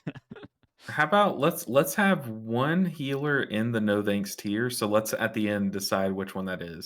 All right, so Okay. I'll Is that leave it fair? here, and Leave then it in bad for now. we Yeah. can decide between the two. But for me, that's easy Sure. decision because all right, let's talk about it when we get there. Okay. All right, temporary bad, maybe Yeah. to change. Let's talk about discipline because this is probably the hottest topic. There were a lot of changes coming into the PTR and into this season. There was this stupid note up top that said, "Hey, we want to reduce the amount of abilities that you're using." Which I did a video back in the day when we were counting how many buttons every healer is pressing, and discipline was the one that had the least amount of buttons. So now they want to reduce them even further, and they remove Rapture, but then they add 2 more buttons, because now you can, instead of Rapture, you can take, as SaucyJay already said, you can Evangelism. have Evangelism, and you have easy access to Ultimate Penitence. So it's actually adding more buttons, and Yeah. technically it's like changing your playstyle a bit. But it felt like, after I played it before the nerf to Mindbender, it felt kind of like the same as before, but now you had more options. And I didn't realize it back then when I was playing it, because, for example, Evangelism does some healing, and it also extends the atonements to the targets that you have active atonements on. So in my mind, I was like, oh man, I need to have atonement on everybody, so it extends it on everybody. But then the healing amount that when you press it, is spread amongst everyone. Instead, you can have just 1 or 2 atonements, and that big heal is going to be just to that 1 or 2 target. So it was a very flexible talent. It's very interesting to play around with. Ultimate Penitence, it is what it is. It's a good thing. It's a fun button to press, right? It doesn't have that big of an impact. I would think it does, but it is something that you can press. It's a lot of fun. It's a basically good defensive, because you get a huge shield on yourself, and then you can move around, and Like you're healing. doubles your health, right? Or Something like like that. I don't know 100% the numbers, shield. but yeah, it's huge, right? So they kind of made it more fun. They changed how you reduce the cooldown of your Mindbender. It's not like via Smite now. It's via your Penance and Mind Blast. But you still had to press your Smite for reducing the other talents' cooldowns. So it kind of felt it's a different class, but it plays the same. And for me, that was definitely in contention, being one of, probably not my main, but probably my main ult. And I was really looking forward to it. And then they nerfed the Mindbender. So the Mindbender is basically something that you press every 1 minute. And this is, you guys probably watched the World First Keys, when this big AoE happens in a +20, and you're like, ooh, how are they going to heal through it? And then the disc priest is there. They press 1 button, and everybody's healed up. That is because they ramped up, and they have their Mindbender up. And the Mindbender, like, Jay can correct me here if I'm wrong, but you could have it out every, like, it's up for like 12 or 15 seconds, and you could reduce the cooldown down to, like, I don't know, 20, 25 seconds. Night spam, baby. Yeah, so you could basically have it up almost all the time if you're, like, really good and you have a lot of haste and things like that. Now, they upped that cooldown from 1 minute to 2 minutes, which means that there's going to be bigger windows where you will not be able to use that Mindbender. So you have to survive until you get the pet back up, right? And I think this is, like, I was thinking a lot about it. I don't think that's going to change how people play and use discipline placed into the highest possible keys, right? Because the players there, they're still going to be able to survive that window where you don't have the Mindbender, either using defensives or, other techniques. So Discipline Priest, from that perspective, is definitely in contention of being the best and the meta healer this season as well. I could even see a world where like 50% of the keys are rest to Druid, 50% are this Priest. However, this change to the Mindbender, I think it affects mostly like regular players and players that are playing in PUGs into lower keys, because now you will be struggling to get your pet back much more than, a high-end player would. So I think this change is only going to make Discipline Priest wars, but wars for like mid players and regular players, not the high-end players. So do you agree with that conclusion, and what are your takes on the changes here?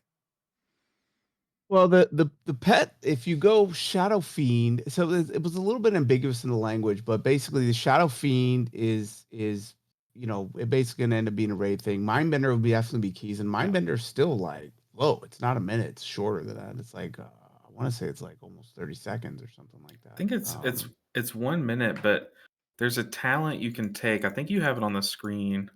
That cuts it in half, right? Yeah, so it's basically on a flat You 30 seconds. yeah, at the very bottom. There you go. Yeah. Yeah, so you'll get it every 30 seconds. So it's not and you don't have to like smite spam for it now. So it's actually a quality of life Isn't change. it like the talent before would reduce it down to 1 minute from, correct me if I'm wrong, is it 2 or 3 minutes originally? For Shadow Fiend, but not for Mindbender. Yeah, Mindbender's a 1 minute. I'm pretty sure, Mhm. unless I know they just changed something, but I don't think it was that. Yeah, I so from what I got, like it wouldn't be 1 minute, but it's gonna be like 1.5 or 2 minutes now. So this is how I read it, and I'll be honest, I didn't go into the I'm gonna log PTR and in. try the I'm new logging in talent. now, Yeah, boys. I'm gonna go check it, but I'm pretty sure it's like 30 seconds now. yeah. Which I mean, I was doing priest keys, and No, like if I it's mean, 30 seconds, it felt easier because I didn't have to spam smite as much. I could play around with some of the other stuff, oh, which you was you don't fun. spam smite for it anyway now. You use mind blast and No, I know. I'm penance, but saying you don't have to. You uh, had to before. You had the void bolt, void yeah, blast, yeah, yeah. and Okay. smite to I mean, get your mindbender back.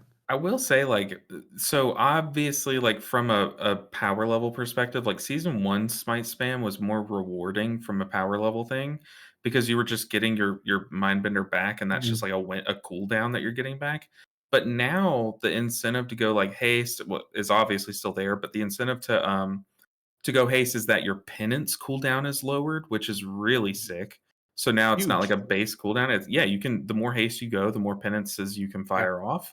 Mhm. But also every smite that you cast now extends your atonements, Yeah. It's or, big. or an atonement, which Yeah. really helps smooth out between your radiances. Mhm. Um, Yeah. So you're not spamming radiance. So it's definitely 30 seconds now. So it's a flat 30 seconds. Um, the other really big thing to think about going back to the haste proc, I don't know how much you guys play disc, but the torment, which is the ability inescapable torment's huge. This is one of the biggest like damage dealing and healing abilities with disc priest. You usually in a typical window, you're wanting to get on the low side like 6. On a good side where you're getting execute, you're gonna get 8.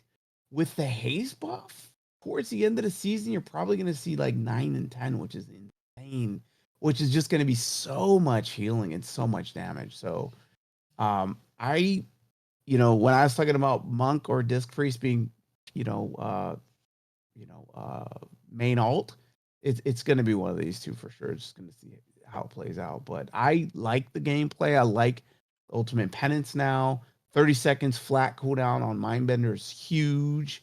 Again, the extending atonement on Smite is huge. Like it to me, it feels better than it did before. I like it more, and I haven't done as many keys with the Disc Priest after 11.1 than I did with Wrestle Drew because I felt like Wrestle Drew was just like major changes. Not that it was, but it's different, right? Priest just feels better. It just feels easier and does still the same amount. And I know it got nerfed, but it doesn't feel like a nerf. It feels amazing. Okay. yeah, I And mean, being able to play around penitence is big. I mean, it was always one of those things I wanted to play because it's fun to like go in the air, have a huge shield, and then.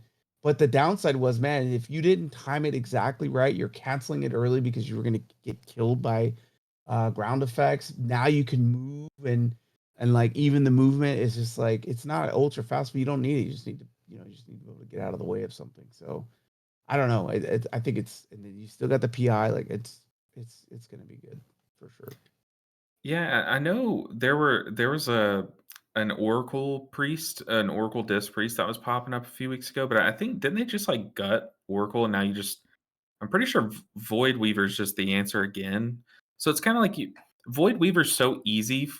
Yeah. If you're someone who just knows what Disc Priest does, Void Weaver just Yeah. enhances what you do. Like it doesn't change anything. And so I think Disc Priest has a simple enough rotation in a vacuum coupled with powerful like mitigation tools and barrier and like 2 pain sups and like your shields. So like you can heal if you're a brand new player and you just want to play a healer, it's easy enough to pick up and play because it's rotation simple and does big healing. But if you are someone who is experienced in the game, you'll still pump with it and you'll have the benefit of like understanding when to mitigate damage and how to add Mhm. that in. So I think it's in a great spot still. I don't think it's gonna rain as much as it was in the early PTR. I do think it's taken a few hits recently, but I do think it's still it's fighting for the throne. The biggest gap we had was triage healing, and Wheel and Woe, big. If you know how to play it, again, this isn't one of those things where if you don't really know Disc Priest, Wheel and Woe just probably is like one of those things that just happens naturally. But if you know how to play Wheel and Woe, big triage. And then with evangelism now, whether you want 2 or 3 or the whole party, if you think about, like, I'll give you a couple examples of just so annoying. The one probably is is it Arcara or City of Threads. So in City of Threads, there's that stupid beetle at the top of the stairs, and every time, man, he would die right after casting this stupid. Yep. Was it poison. him? But then is a Disc Priest, you got nothing. You have nothing to heal the party except Flash Heal and a bubble, which even Rapture, like, it just wasn't enough. And now, I mean, you could just evangelism and heal everybody.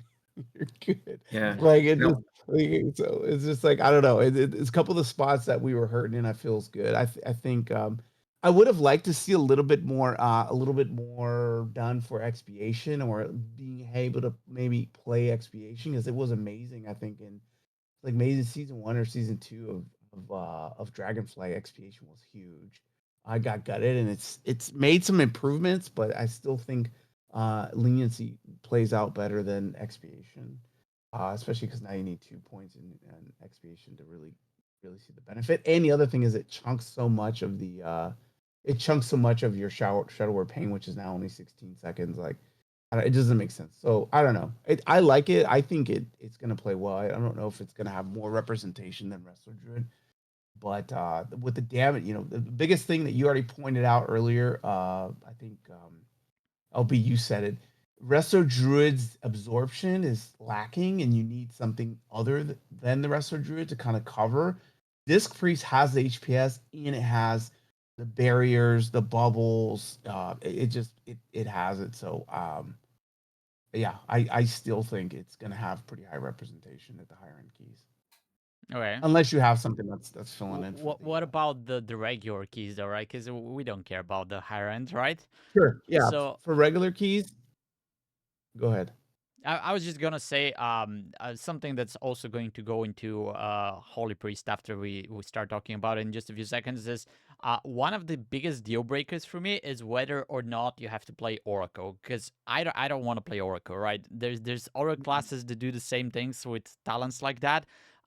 It's like if you tell me you have to play Priest, but it has to be an Oracle, that's a deal breaker for me. It doesn't matter if it's Shadow, not Shadow, but it doesn't matter if it's Discipline or Holy.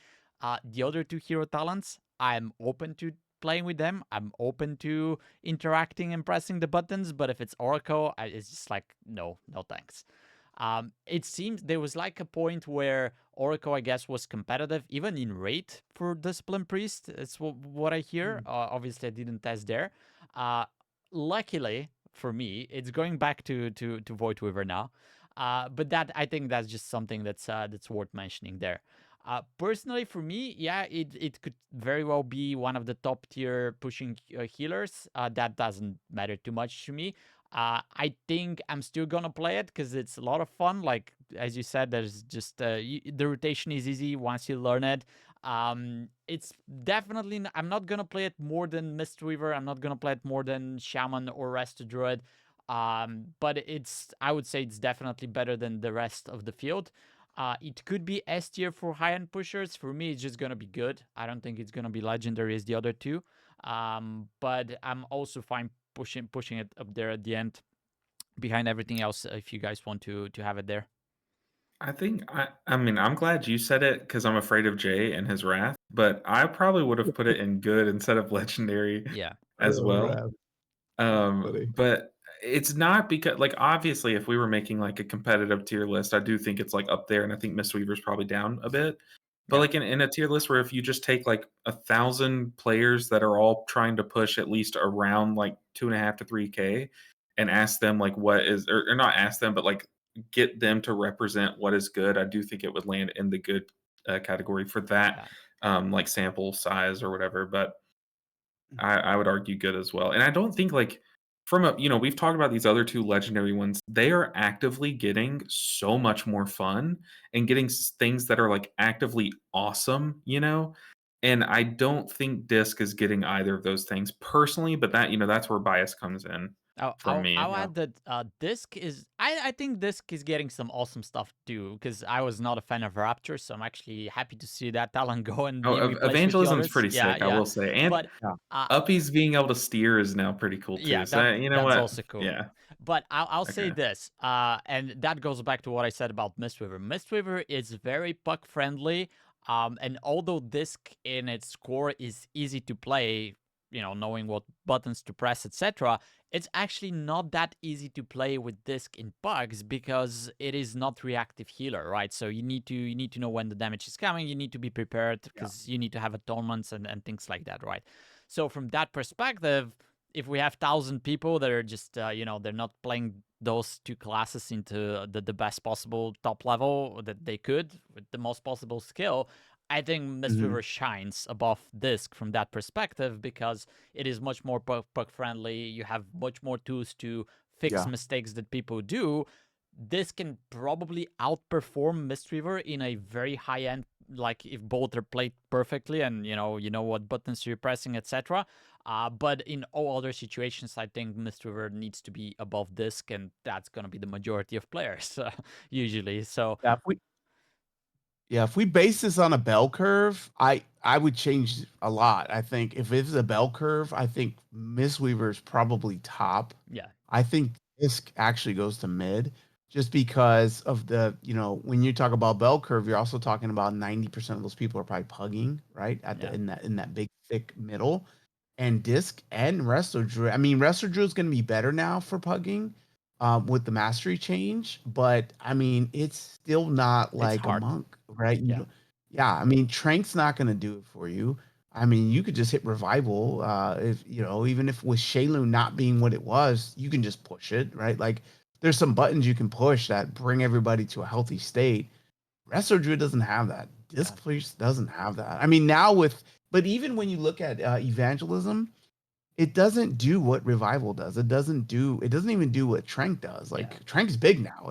So if you talk about bell curve, I mean, it would be for me, it would be Monk at the top, then it would be probably Resto Druid in good, and then it would be mid for uh Disc Priest, and then I won't talk about the other two that we haven't talked about. Uh Honestly, Evoker probably, I mean, it probably stays at mid, and then Pally, Pally's Yeah, I maybe mean, on a bell batter. curve, I think Evoker actually goes way down, but that's a different It goes topic. down because Yeah, it is very complicated, but you think the person playing it probably has invested some time and it's still going to be mid. Like they'll be good. yeah, but there's not gonna be that many of It's going to them. be lower. Well, especially if they watch y'all's podcast, all Yeah, of the viewers are the best players, right? of course, of course. All right, we have to So, agree so in that somewhere. case, yeah, So I think do we good. go good or do we go somewhere else? I think good because Yeah. we have to make our tier list have the F shape. That's just a requirement. Oh It's no. we have to every time. All right, let's see if we can do this. But I don't like but where. I do want to say one more thing. I'm sorry, I have to because Go I'm a ahead. priest. I'll say Um, my joke after. it is better. It is better than it was amazing for me in season one. It's better now. So as a disc priest main, even though I'm not maining it, it's moved in the right direction. I'm just more excited about the druid changes and what's happening with druid than priest. But priest feels way better. The smite expansion tier Yeah, set bonus we got as a talent is amazing, completely amazing. Evangel is amazing. Will and Woe is amazing. I mean, uppies with movement is amazing. That's all super fun stuff. And if you were playing disc in your main disc, you're super happy with these changes 100%. Yeah, The and 30-second mind bender is big, dude. I will say, like, if you ask any disc priest that's played disc over the past like 5 years, maybe not five, but like 3 years, what are your best tier sets in the most recent history? Got The two that they yeah. would say are the smite extending atonements. You now have that as a talent, and then the other one is your the one that made your power word radiance instant cast. You Yeah. don't have that fully, but you do. Like evangelism is basically a radiance that you can cast on the move now. So if you have to move and heal, you can now press Yeah. semi radiance, which is evangelism kind of, but yeah, yeah. makes sense. All right. Before we move on, I just need to flame LB here because people were saying, oh, he always wants to put the Mistweaver on top. It's not fair. It's biased. He is a rat, though, and this is not what he's trying to do. Every time he's trying to do the tier list to look like an F. So I think Yeah, we need to that's call my him out for main that. goal. And Look, okay, I would be go fine for ahead. this. I just don't like where Resto Shaman is going to go if we do an F shape this time. Legendary. No. But look, I truly do not try to put Mistweaver toward the top. You guys, it's y'all's No, fault. it was You us. guys, Yeah. y'all have me on No, when Mistweaver's That's good. fine. That's my fault. All I'm just saying is that that's not what you're trying to do. You're just trying I'm to getting make a some big fat flack F. here in the comments. Yeah. Send that flack to Jay. SaucyJay69@hotmail.com, please. Okay. Not toward me. Let's talk man. about Holy Priest so we can like continue working towards that F shape. Mhm. Which I guess is what's going to happen here. Now, I don't have much to say here. Is like I see some changes. They're okay changes. I know this thing pumps in rate. Don't ask how I know, but I just don't see any reason to play this in Mythic Plus. Like I'm sorry. I know it's not a bad class to play. I know it's fun. Not talking about Oracle, of course. That thing I'll never play that. Hope I'm not proven wrong on these words, but there's just other classes, man. Like, why would I play Holy Priest? If I have to play Priest, I'll play Disc. It's much more fun for me. It's much more interactive. And then Holy is just there. It's just a spec. It's just the notes for me. So I'm not saying it's bad. I'm just saying it's not even a consideration for me. Yeah, I mean, well, I hate to play devil's advocate again, but here we are. I do think from a raid perspective, the changes are great because they really wanted to like remove some of the redundancies in the spec and add power into things that they don't take so that they do take them. So like in Mhm. raid, they're incentivized to AoE heal. Go figure. In the AoE healing realm, they AoE heal, which is good. That's a huge step in the right direction. But, I think a lot of the changes they weren't even thinking about raid when they were trying to fix them. So I think they had Mythic Plus in mind, and I don't think they hit the mark, but that's okay because they're like, "Oh, we didn't hit this mark, but it unintentionally hit the raid mark." But what I mean is they made a lot of changes trying to make AoE healing smoother or you have more options to AoE heal in Mythic Plus. But in reality, we're kind of right back where we were before, where your AoE healing is still just Trail of Light. Like Mhm. even now, Trail of Light has what is it, Prayer of Healing baked into it now. Like Mhm. if you want to amplify your Prayer of Healing, you can instead of your heals. But still, it's just better to amplify your single target heals because of how the spec is kind of designed. So they kind of have y'all ever played Pokemon? Either of you? I haven't. No. Neither have I. But if you just picture like in GTA or like any game where or I guess like Wolvy, if you're driving in the Undermined and you're driving into a wall constantly, it's like you're pressing the gas pedal, but you're still in the same spot, And that's kind of what's happened here is they've pressed the gas, but it's kind of wrapped around to the same spot, But it's still, I would argue, this is just a better version of Holy Priest than it was before.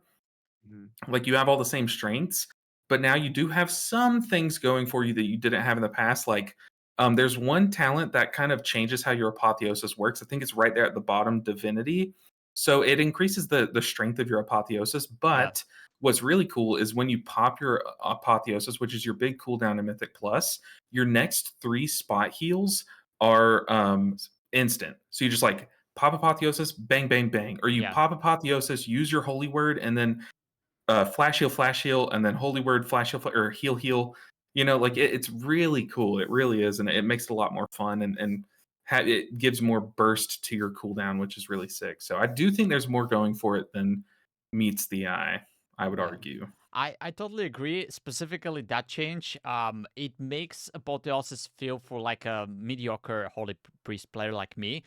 It makes it feel more impactful, right? Because before you would press this, you know it's your big cooldown, but then you have to do so many more things that it's not exactly clear how to follow up. Unless you like watch guides and now okay, I have those things. Yeah, you can definitely mix them up with other things to get more benefit out of it.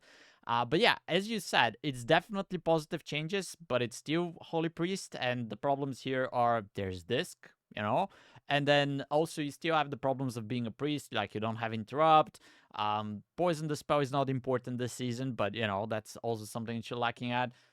So as I said, it's fun, but it looks good. The changes are positive, but at the same time, like it's not something that is actually going to make me care.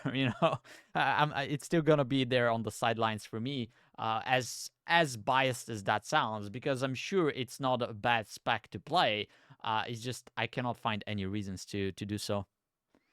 Yeah, and I will say, like season one, their biggest weakness is their AoE healing, especially in season one. And so if you think in like Arakara, the second mini spider, the second mini boss spider, where it casted Call of the Brood something, Mhm. and it just did a bunch of AoE damage all at once. Like that, the mechanics like that were like almost impossible to heal as Yeah. a Holy Priest. You needed Guardian Spirit on one person, the tank to live. You needed all three of your mitigations on yourself, and then you just needed to like zap heal the other two DPS and hope they live. But they do. I mean, things feel the same in that regard. But now there are some mechanics next season that I'm personally worried about for Holy Priests.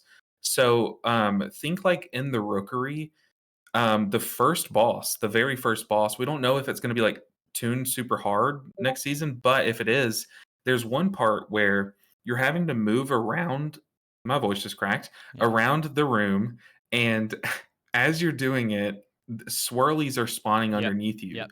And as a holy priest, like I don't know what you do. Like you have your two serenities, you have your two sanctifies, but like that's kind of it, and you kind of need to store those up for that phase or something. So I'm kind of worried about like all those movement mechanics for them next season. Yeah, and I'll It just did. add this. I've said it before, but I'm worried that the whole season is going to be like that. Like, there's way too much movement that healers needs to do Mhm. during mechanics that do heavy AoE damage. And I think some healers have it easier, but others are gonna suffer a lot because of those mechanics. And Holy Priest, I think, is one of them. Yeah, like almost every boss of Floodgate, like the biggest damage phase is like the final boss. You Yeah. have to sidestep the lasers, and it's like unless you might be able to squeeze in like flash heals between them, but in high keys, is that going to be enough? Yeah. I mean, Or in high even keys even the for you, trash man, like even the trash is like shooting swirlies on the ground in Uh, front of us all the time. and It's crazy. sawing your feet off with blades and stuff. Yeah. Yeah, exactly. So, yeah, I guess that's one more thing not to look forward to, Hollow Priest. Do you want to add something, Jay? Yeah, I mean, it's Holy Priest isn't actually that bad. I think we're giving it a bad rap. There's a couple things that you could do. The first thing is if you hit N on your keyboard, it pulls up a talent window. At the bottom, you hit specialization, SaucyJay69 at and hotmail.com. then you hit Remember. Discipline Priest, and you're good. Holy Priest is amazing after you do that. So that would be my biggest tip for anybody that wants to play Holy in season 2. You win. Now What's Raid, and that's for keys. For Raid, I actually am excited to see what Holy Priest can do for Raid. I think it's going to Yeah, be same. fun. I think their build Um, looks really fun in Raid. yeah, What yeah. But what for race is keys, your what races are your I have 4 priests? of them. So good. Yeah, So what races Whatever are you they? want. I have the one that I like the most right now is Drakthir. I think it's the double jump is amazing. It's great for PvP and for keys. I also will sometimes play my Night Elf for the Shadow Meld for obvious reasons. There, I used to play Goblin. I still have a Goblin, but I don't play it as much for the jump. Mostly, I use that for PvP, but it's also kind of handy and for some movement. I mean, Priest is pretty known to be kind of slow. I will say Disc Priest is not as slow as Holy Priest just because of some of the some of the abilities, the talents you can get actually makes you kind of fast. But and then the fourth one is a Earthen. I have an Earthen Priest. That's crazy. It's No weird you didn't draft say there. troll. Now, I don't play that many Horde. I actually don't play that many Horde characters. Oh no. I was just saying because you're a troll. But I'm anyways. trolling. Yeah, Yeah, yeah, you're yeah. I just do trolling. troll a lot, dude. I'm known as a troll in the guild too. So yeah, this is All right, true. let's But yeah, I mean, rank try it. out that Holy Priest. That You should I'll make put a out a guide multi video on for you. how to do that. I will. I'll put Okay. one out. Where would you put Holy Priest on this, Jay? Me, if it depends. If we're talking about if we're talking about keys, it's way down there, man. It's the Yeah. bottom. It's under Holy Pally. It's really, really bad. If you're talking raid, it goes up kind of high, but this seems to be more key focused. In that case, it's at the bottom. I think. Well, I mean, we kind of looked. We've talked about every aspect. So we've talked about raid a little bit too. So I would argue that Holy Priest is better off than it was in season 1, and I also would argue that I do think it can get the healing job all these healers can, and Yeah, I it think can. there's some big steps in the right direction for the spec as a whole. I would personally put this mid underneath Prez. I think it is definitely between Prez and Paladin, but I don't think it's as bad as I really don't think it's as bad, you know. All But right. I'll let you be the decider. Ah, you It's dog. well, It's not sad. I just dropped it there. But I'll say this. I'm biased towards Mythic Plus because Raid is great, even if you pump there. But Raid is something that you technically play for 3 hours, 2 nights a week or something. I guess there's people who raid more, but Mythic Plus you can spam all the time. So You can, but yes. some people play Raid 6 hours a week and then play Mythic Plus maybe 1 hour, Man, you we know? have a guy in our raid that plays Holy Priest every night. He raids on a Holy Priest in 3 different guilds, right? This is what he does in World of Warcraft. He plays Holy Priest in raid, right? So I can totally see that, but like I don't think it's gonna shine that much in Mythic Plus. Now I would put it like this is what I would do. Like I would put it above Holy Paladin, and for me they're kind of like the same. Like it doesn't feel that great to play them in Mythic Plus, but Holy Priest, based on all the changes and everything that we said so far, this is something that I'm willing to give a shot this season because it's interesting, it's new, it's fresh, it might be good. There's yeah. the potential there. While Holy Paladin, as I said, I've lost all hope there. So it might be the reverse. It might be that it's like this, right? It might be that Holy Priest is up there with Preservation.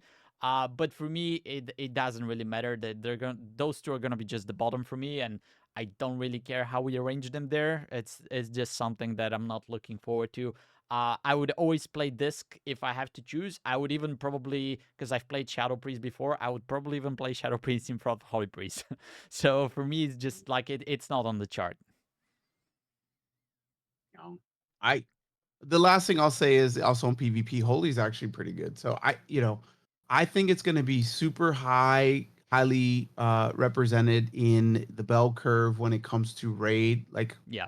you're almost guaranteed to see a holy priest in every single raid. Or yeah, sometimes All right. even So two. I guess Um, as I have them right now, it's kind of like fine. It's also looking like an F, which should make looking like an LB F. happy, right? I'm happy. Yeah. All right. Yep. All right. All right. All right. Let's go to Restoration Shaman then.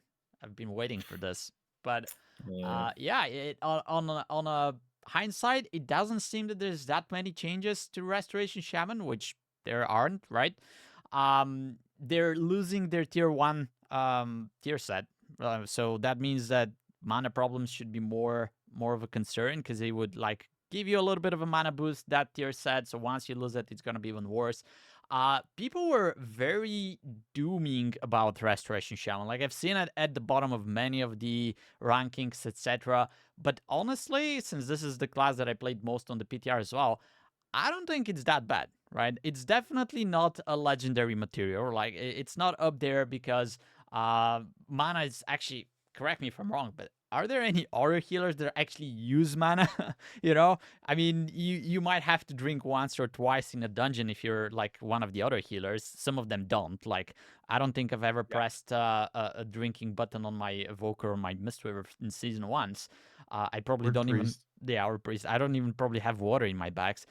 Shaman, you have to drink in between every pull. Like if you can take a sip, you take a sip because that's like you're losing advantage. If that's very annoying. I don't think it's fair compared to the other healers.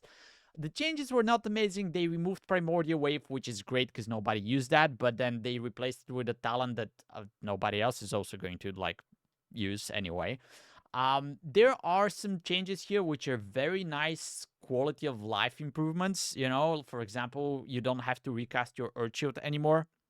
because now it stays on the Mhm. target forever. Very nice. Yeah, that's it's not like game changing. Like it maybe does a little bit more healing. That's kind of like insignificant, but not having to press that button sometimes 3 times per pull. If it's a longer one on your Yeah. tank, that's actually great, right?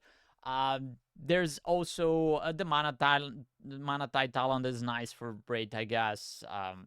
Some damage increases. It's nothing major. It's nothing major. The downpour now you can you can press it for longer before it goes away. You have more time to actually activate it. Also great. Ancestor Viger being 2 points, that's kind of dumb, But overall, I would say nothing major. So it kind of like stays the same as season 1, which probably pushes it back even further behind the other healers that got some very nice and very big changes. But having played with it a little bit, I don't think it's that bad, right? I don't mind playing it in season 1 now, in season 2, sorry. And I'll say that if it gets to the end of the season and I decide to push beyond 3k IO, like I'll definitely get 3k on the Shaman, but I don't think I'll continue pushing as Resto, right? I'll either go to my Druid or Monk, or something that I've been doing a lot lately.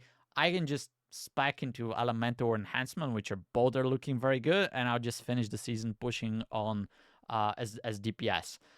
So healing is great, but it's just also it's very pug friendly class, right? If you want to learn how to heal and you're doing pugs, it's either Shaman or I would say Mistweaver. Those are the best choices for that from that perspective.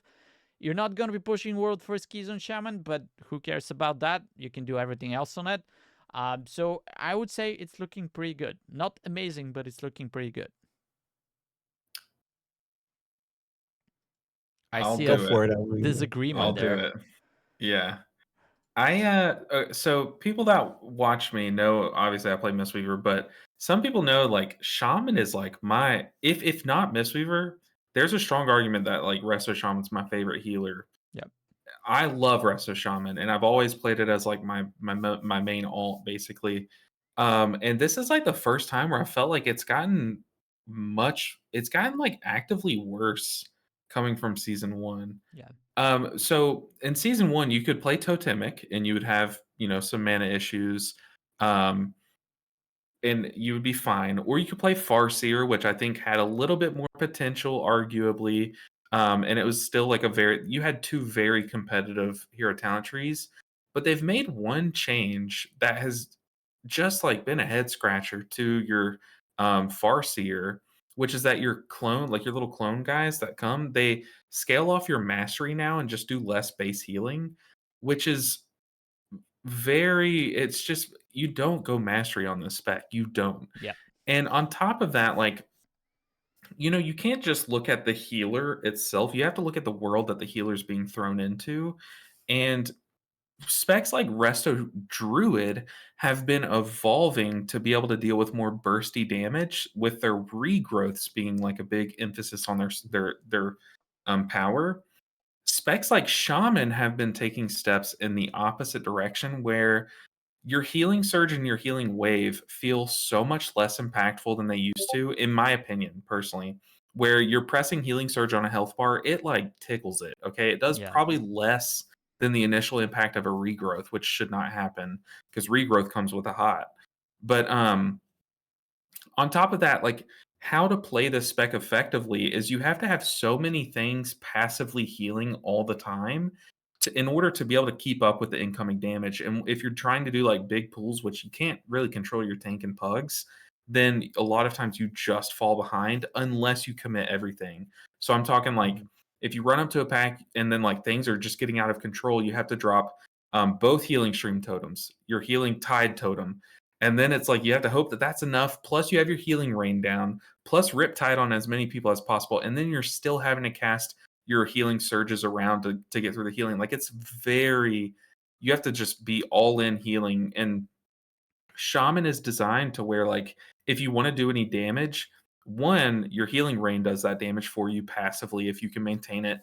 But 2, if you're able to spend globals on chain lightnings or lava burst, that's where you get your damage. You get a lot of bursty damage from those spells, and not being able to cast those spells is just like pretty brutal for their damage, but no one really cares about healing.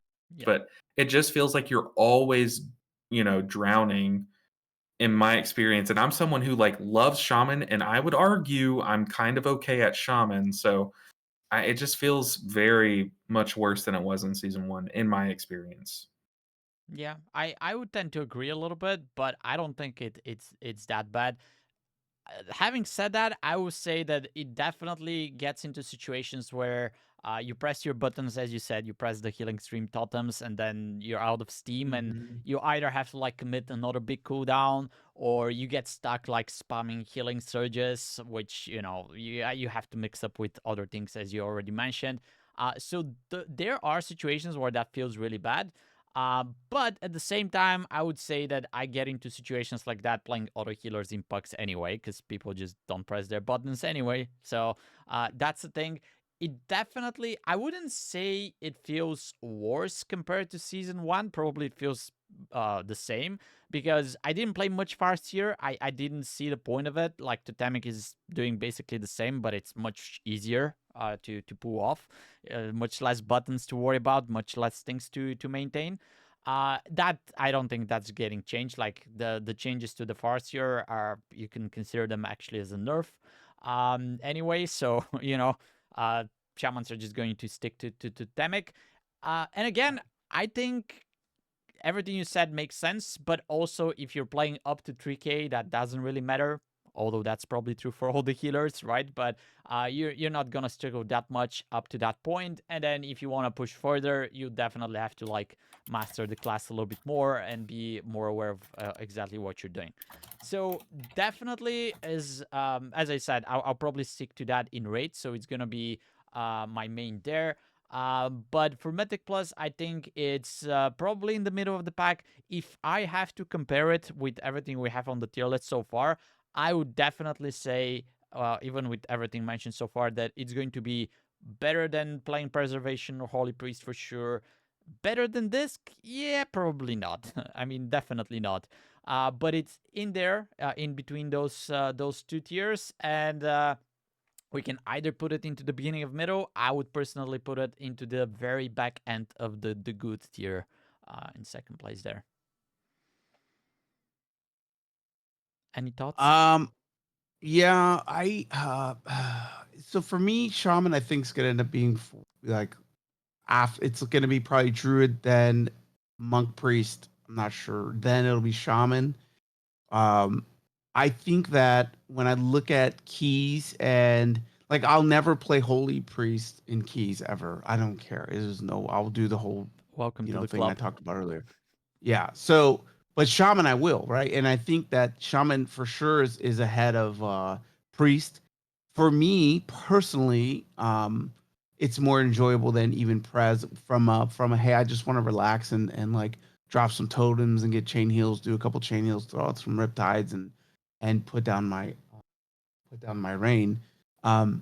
So it's a fun class, and I think when you think about bell curve, I think it's gonna have more representation than Prez and Holy Priest, in my opinion, for Mythic Plus. Um, I definitely don't see it coming up to Disc Priest levels as far as representation, but I do see it going back to what you said, like 3K. I mean that's easy. I think that'll be achievable. So yeah, I could see either ahead of a Prez or behind Disc is where I think it goes. So it basically has to be like somewhere here, from what you're saying, right? Yeah. I would say way on the other side. Yeah, but What yeah. about you, LB? Because I think what we're leaning towards too is going to be something like this, which kind of looks like an F. Woo. Y'all are tripping, okay? I've I've been having the same experience of the doomers on Shaman. And I think like just okay, we have it right now how you have it. We have it up Prez, and I want to talk about one thing, okay? The tier sets. I know I'm keeping them. I've kept them as a ringer, but here's where I'm bringing them out. So, preservation in raid, they pop stasis, they do temporal anomaly, and then they like echo, and then they release that stasis, boom, more echoes, then they cast temporal anomaly again. everyone has an echo on them, right? And Yeah. then they press Verdant Embrace as that damage hits. Everyone gets spot healed because they Yep. all had echoes on them, like all 20 people, basically, almost, like 15-ish people. And then every single one of those people gets an insurance buff on them. That's like 15 insurances when the damage is happening because you're in your ramp, and then you do all your big healing, right? And then they give live bind, and then you can do Emerald Communion. And exactly, boom, it's just like insane. huge, insane healing. But the tier set came into play there and did exactly what the spec wants it to do. Let's look at this whopping tier set of Shaman, okay? Say you're in a raid, 20 people. Lightning bolt here. Healing surge here, you're saved. I'm ascended. Healing rain. And then one person of the 20 people gets an insurance. One person. And then you're like sitting here, you're like, okay, I'm ready for it. This insurance is about to pop. I'm ready. And then like the damage hits, that insurance pops, but then like you heal up the person with like, I don't know, that's when you're supposed to press Spirit Link Totem, right? So you press Spirit Link Totem, they're healed, and everyone's healed, everyone claps and cheers, but you have your 4-set buff, and you're like, well, my next chain heal, my next healing surge or whatever gets bonus, but like I don't really have time to use it. Like it's just like I am so underwhelmed. I'm a hater of the tier set, okay? I think it's so underwhelming. Okay, and then that's Raid. Mythic Plus, the same thing for Press. They're still in Magical Christmas Land with their new tier set. It's sick. Shaman. You press healing, you press Surging Totem once every 30 seconds, right? 24, but yeah. Yeah. You get a single insurance buff every 24 seconds. And that's it. Yeah. Do I need to say it's awful? Didn't they make it 2 people or it's still 1? That doesn't really matter. Yeah, does that change anything? I mean, like, I would say, having played with it a lot, insurance actually does a lot of healing because it can proc from your regular spells as well. Like, it's not guaranteed like with the Surging Totem, but you actually get a lot of insurances out. They contribute a lot to your healing. I don't remember the percentages of top of my head. That's a misfire or whatever. That's a trick, because if that insurance didn't heal during that downtime, then your other healing sources would have. Like it's just sniping your already existing hots. But the difference between it and Prez is that with Prez, those insurances are being applied when you need to do the healing. And whereas to the Shaman, people that you want to. Exactly. Yeah, and the so Shaman is a random proc. Yeah, so it's not the most amazing tier set, right? That's also minus for the Shaman. But as I said, it does healing. It does a lot of healing. It could be random, but it is what it is. So I wouldn't be that doomy about the tier set. It's definitely like if we were ranking the tier sets, the Shaman is probably down there in the dumpster. But overall, it does contribute. Like I don't think they would let it not contribute. Like if it was that bad, they would either change it or they would make it proc in a different way. So it's not as good as the others, but it's also something that you shouldn't be like that ignorant about and say, okay, this is what spoils the class and the spec. Yeah. And I'll add one more thing outside of the tier stuff. I think you're right. When you add that component, that's a really good argument. But when you talk about keys, I will say that you can. I'd say carry a team as a shaman. When you compare it to like some of the other, like obviously Holy Priest but like your in-cap totem, your knock-up, your kicks, you have a lot of utility that really make up for some of especially when you're talking about the bell curve and when you're talking about and this is from my experience in like pugging, and you guys do it too, so you have this, but I will say that my shaman, I feel like I have more control over what's going to happen, especially on the pools that I know there's going to be issues with DPS not kicking, DPS assuming the Pali's going to kick, and the Pali tank's going to kick, and then I look and I mean, we had Grimbatol the other day. We got to the first boss, and the prop Pally had 2 kicks. I'm like, what? Right? And now if I'm on a Prez, we're probably struggling, right? Yeah. Shaman, I'm controlling it, right? I know I see these things going out. I can stop a lot of it, right? Instantly, right? And same thing with Monk, right? So when I think about like why I would call it like less than disc, higher than Prez, and this is just my justification, is because I have a little bit more control in a key than I don't feel like I do. I mean, Prez has some stuff too, but I just feel like it's for that bell curve. I think Shaman's a lot easier to manage, and it's going to get probably I it mean, ranks there for me. in season 1, I would be like, yeah, 1000%. But like a lot of Shaman's utility coming into season 2 is like not doing as much as it did before. So like Poison Cleansing Totem had like some Mhm. very clear uses in season 1. Yeah, for sure. It's like arguably just like, way worse Yeah, in season 2. it's gone. I mean, what are you going to use it in? I don't think Yeah. you use You're it never gonna pick anywhere. it. Yeah. No, So not and in a then single dungeon. well, there do the affix, right? You might. Oh yeah, so There's for an the affix affix, for it. if So it's the affix and you're doing sub 12 keys, then yeah, I guess yeah. that's the only use in season 2. So like, if we're trying to argue where to put it on this tier list, my argument for why Prez should be above it. Okay, I've already Mhm. made the tier set argument, but like what you're saying about carrying a key, you have less utility now than you did in the past, but what you do have an AoE stun, which is a very short cooldown, an AoE kick, which also is very short. You have similar dispel profiles in terms of like what's relevant next season, but like Prez still has like its AoE stops. You can AoE stun and all that stuff. But what's really good is that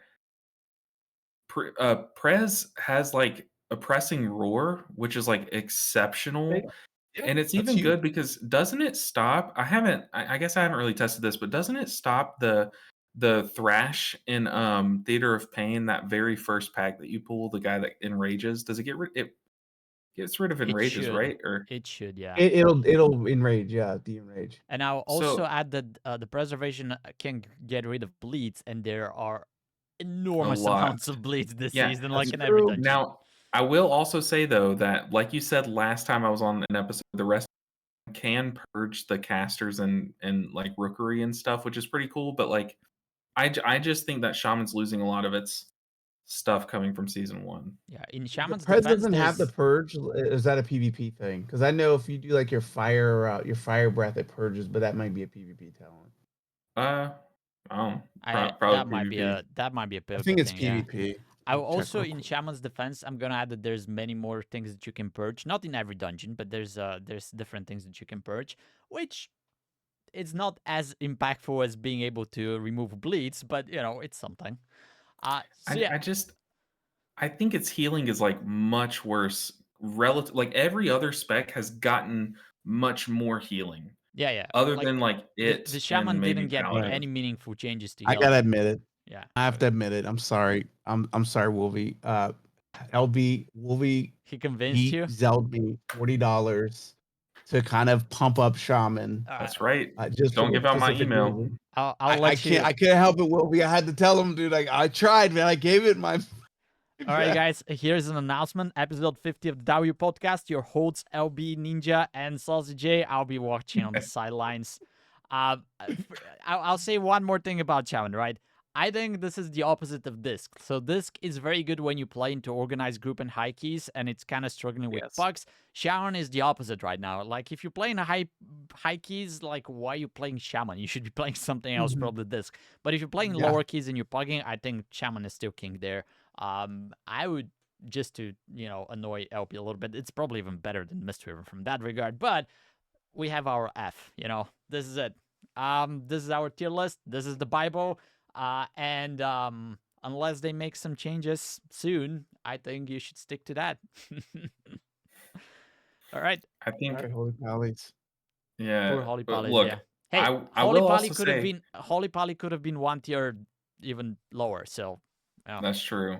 I will Well, say we said we were gonna put one. Hold on, we agreed we were gonna put one in no thanks. We did agree. All three of us said we would do it. See, No. I want to close this here because I thought that this is going to be between Holy Priest and Holy Paladin, but looking how you guys are talking about rest to Shaman, I'd rather close the discussion here. I personally think Holy Priest is better than Shaman currently. Oh, he keeps going, man. Let's end this So episode before we find who is no thanks. Like I don't like where this is going, guys. I don't Poor feel Wolvy, man. comfortable anymore in this Oh podcast. man. Look, if your healer, if your spec or your favorite spec ended it low on our tier, it doesn't mean anything. Just send your hate mail once again, saucyjay69@hotmail.com. Send it there, post it in the comments, talk about how LB put me in S tier again. And he I also didn't. made the Shaman go. That's so low. No, they're making me do this. They sent me the script before the episode, and this is all on the script. It's not me. Oh yeah. Oh, man. I'll find out what LB mail is for next episode, guys. So tune in, and then you know what to do after that. You know. One more thing before we go. Last time Wolvie mentioned that we got some compliments on our beards. So any beard oil, beard trimmer, beard, any sponsors, Yeah, we're looking all for three of us. sponsors. Yeah. Yeah, come We're on. What are happy you to do a beard. doing? Free sales. It's instant stonks. Yeah. I can't even say the word stonks over here. But look at these. Look at these. LB, I didn't tell you this, but like last time you were a guest, like I paused the podcast. I'm like, oh, now the comments are gonna come, and the first comment was, "Nice beards, guys." I'm glad that everything that we said meant something. Yeah. I'm glad it all just boiled down to what we look like. Love it. Exactly. All right, so you get about 2 hours of watching beards this time around. Hopefully, we get to see you again soon on the podcast for another beard episode. No matter what we're talking about, you know. Any last words? Any shout outs before we go? Yeah, next episode is going to be a drunk podcast with Jay and Ooh. Wolvie, and so I'll be stay taking tuned for I'm that. down. Yeah, I'll No, take no, some no, I don't think you could do that. I'm kidding. Isn't that But like guys, every episode? Like we're supposed to be sober for this? Is that what you said? I mean, I Oh, guess do what you want, but I missed the memo. I appreciate y'all for having me back. This is the third Thanks for coming. time. Yeah, appreciate it. So Yeah, I'm man, it's always always down. I fun. love doing this, and I think y'all have a pretty good viewer base. Every time I read the comments, it makes my day better because y'all have some polite people there. So I appreciate y'all watching, and you guys, you too. Just to make you feel better, that's only the episode with you. Nobody else watches when you're not a guest. Oh, That's why we dang. have you so often. Okay, makes sense. All right, guys. Thank you very much for watching. Check the description below if you want to find out more about LB Ninja or how to follow the podcast. We're now on Spotify as well, so just follow the links there. And we'll see you next time with or without LB. I'm pretty sure we're gonna have him back pretty soon, so stay tuned for that. Thank you very much. Bye bye, All right, buddy. and take care. Wait.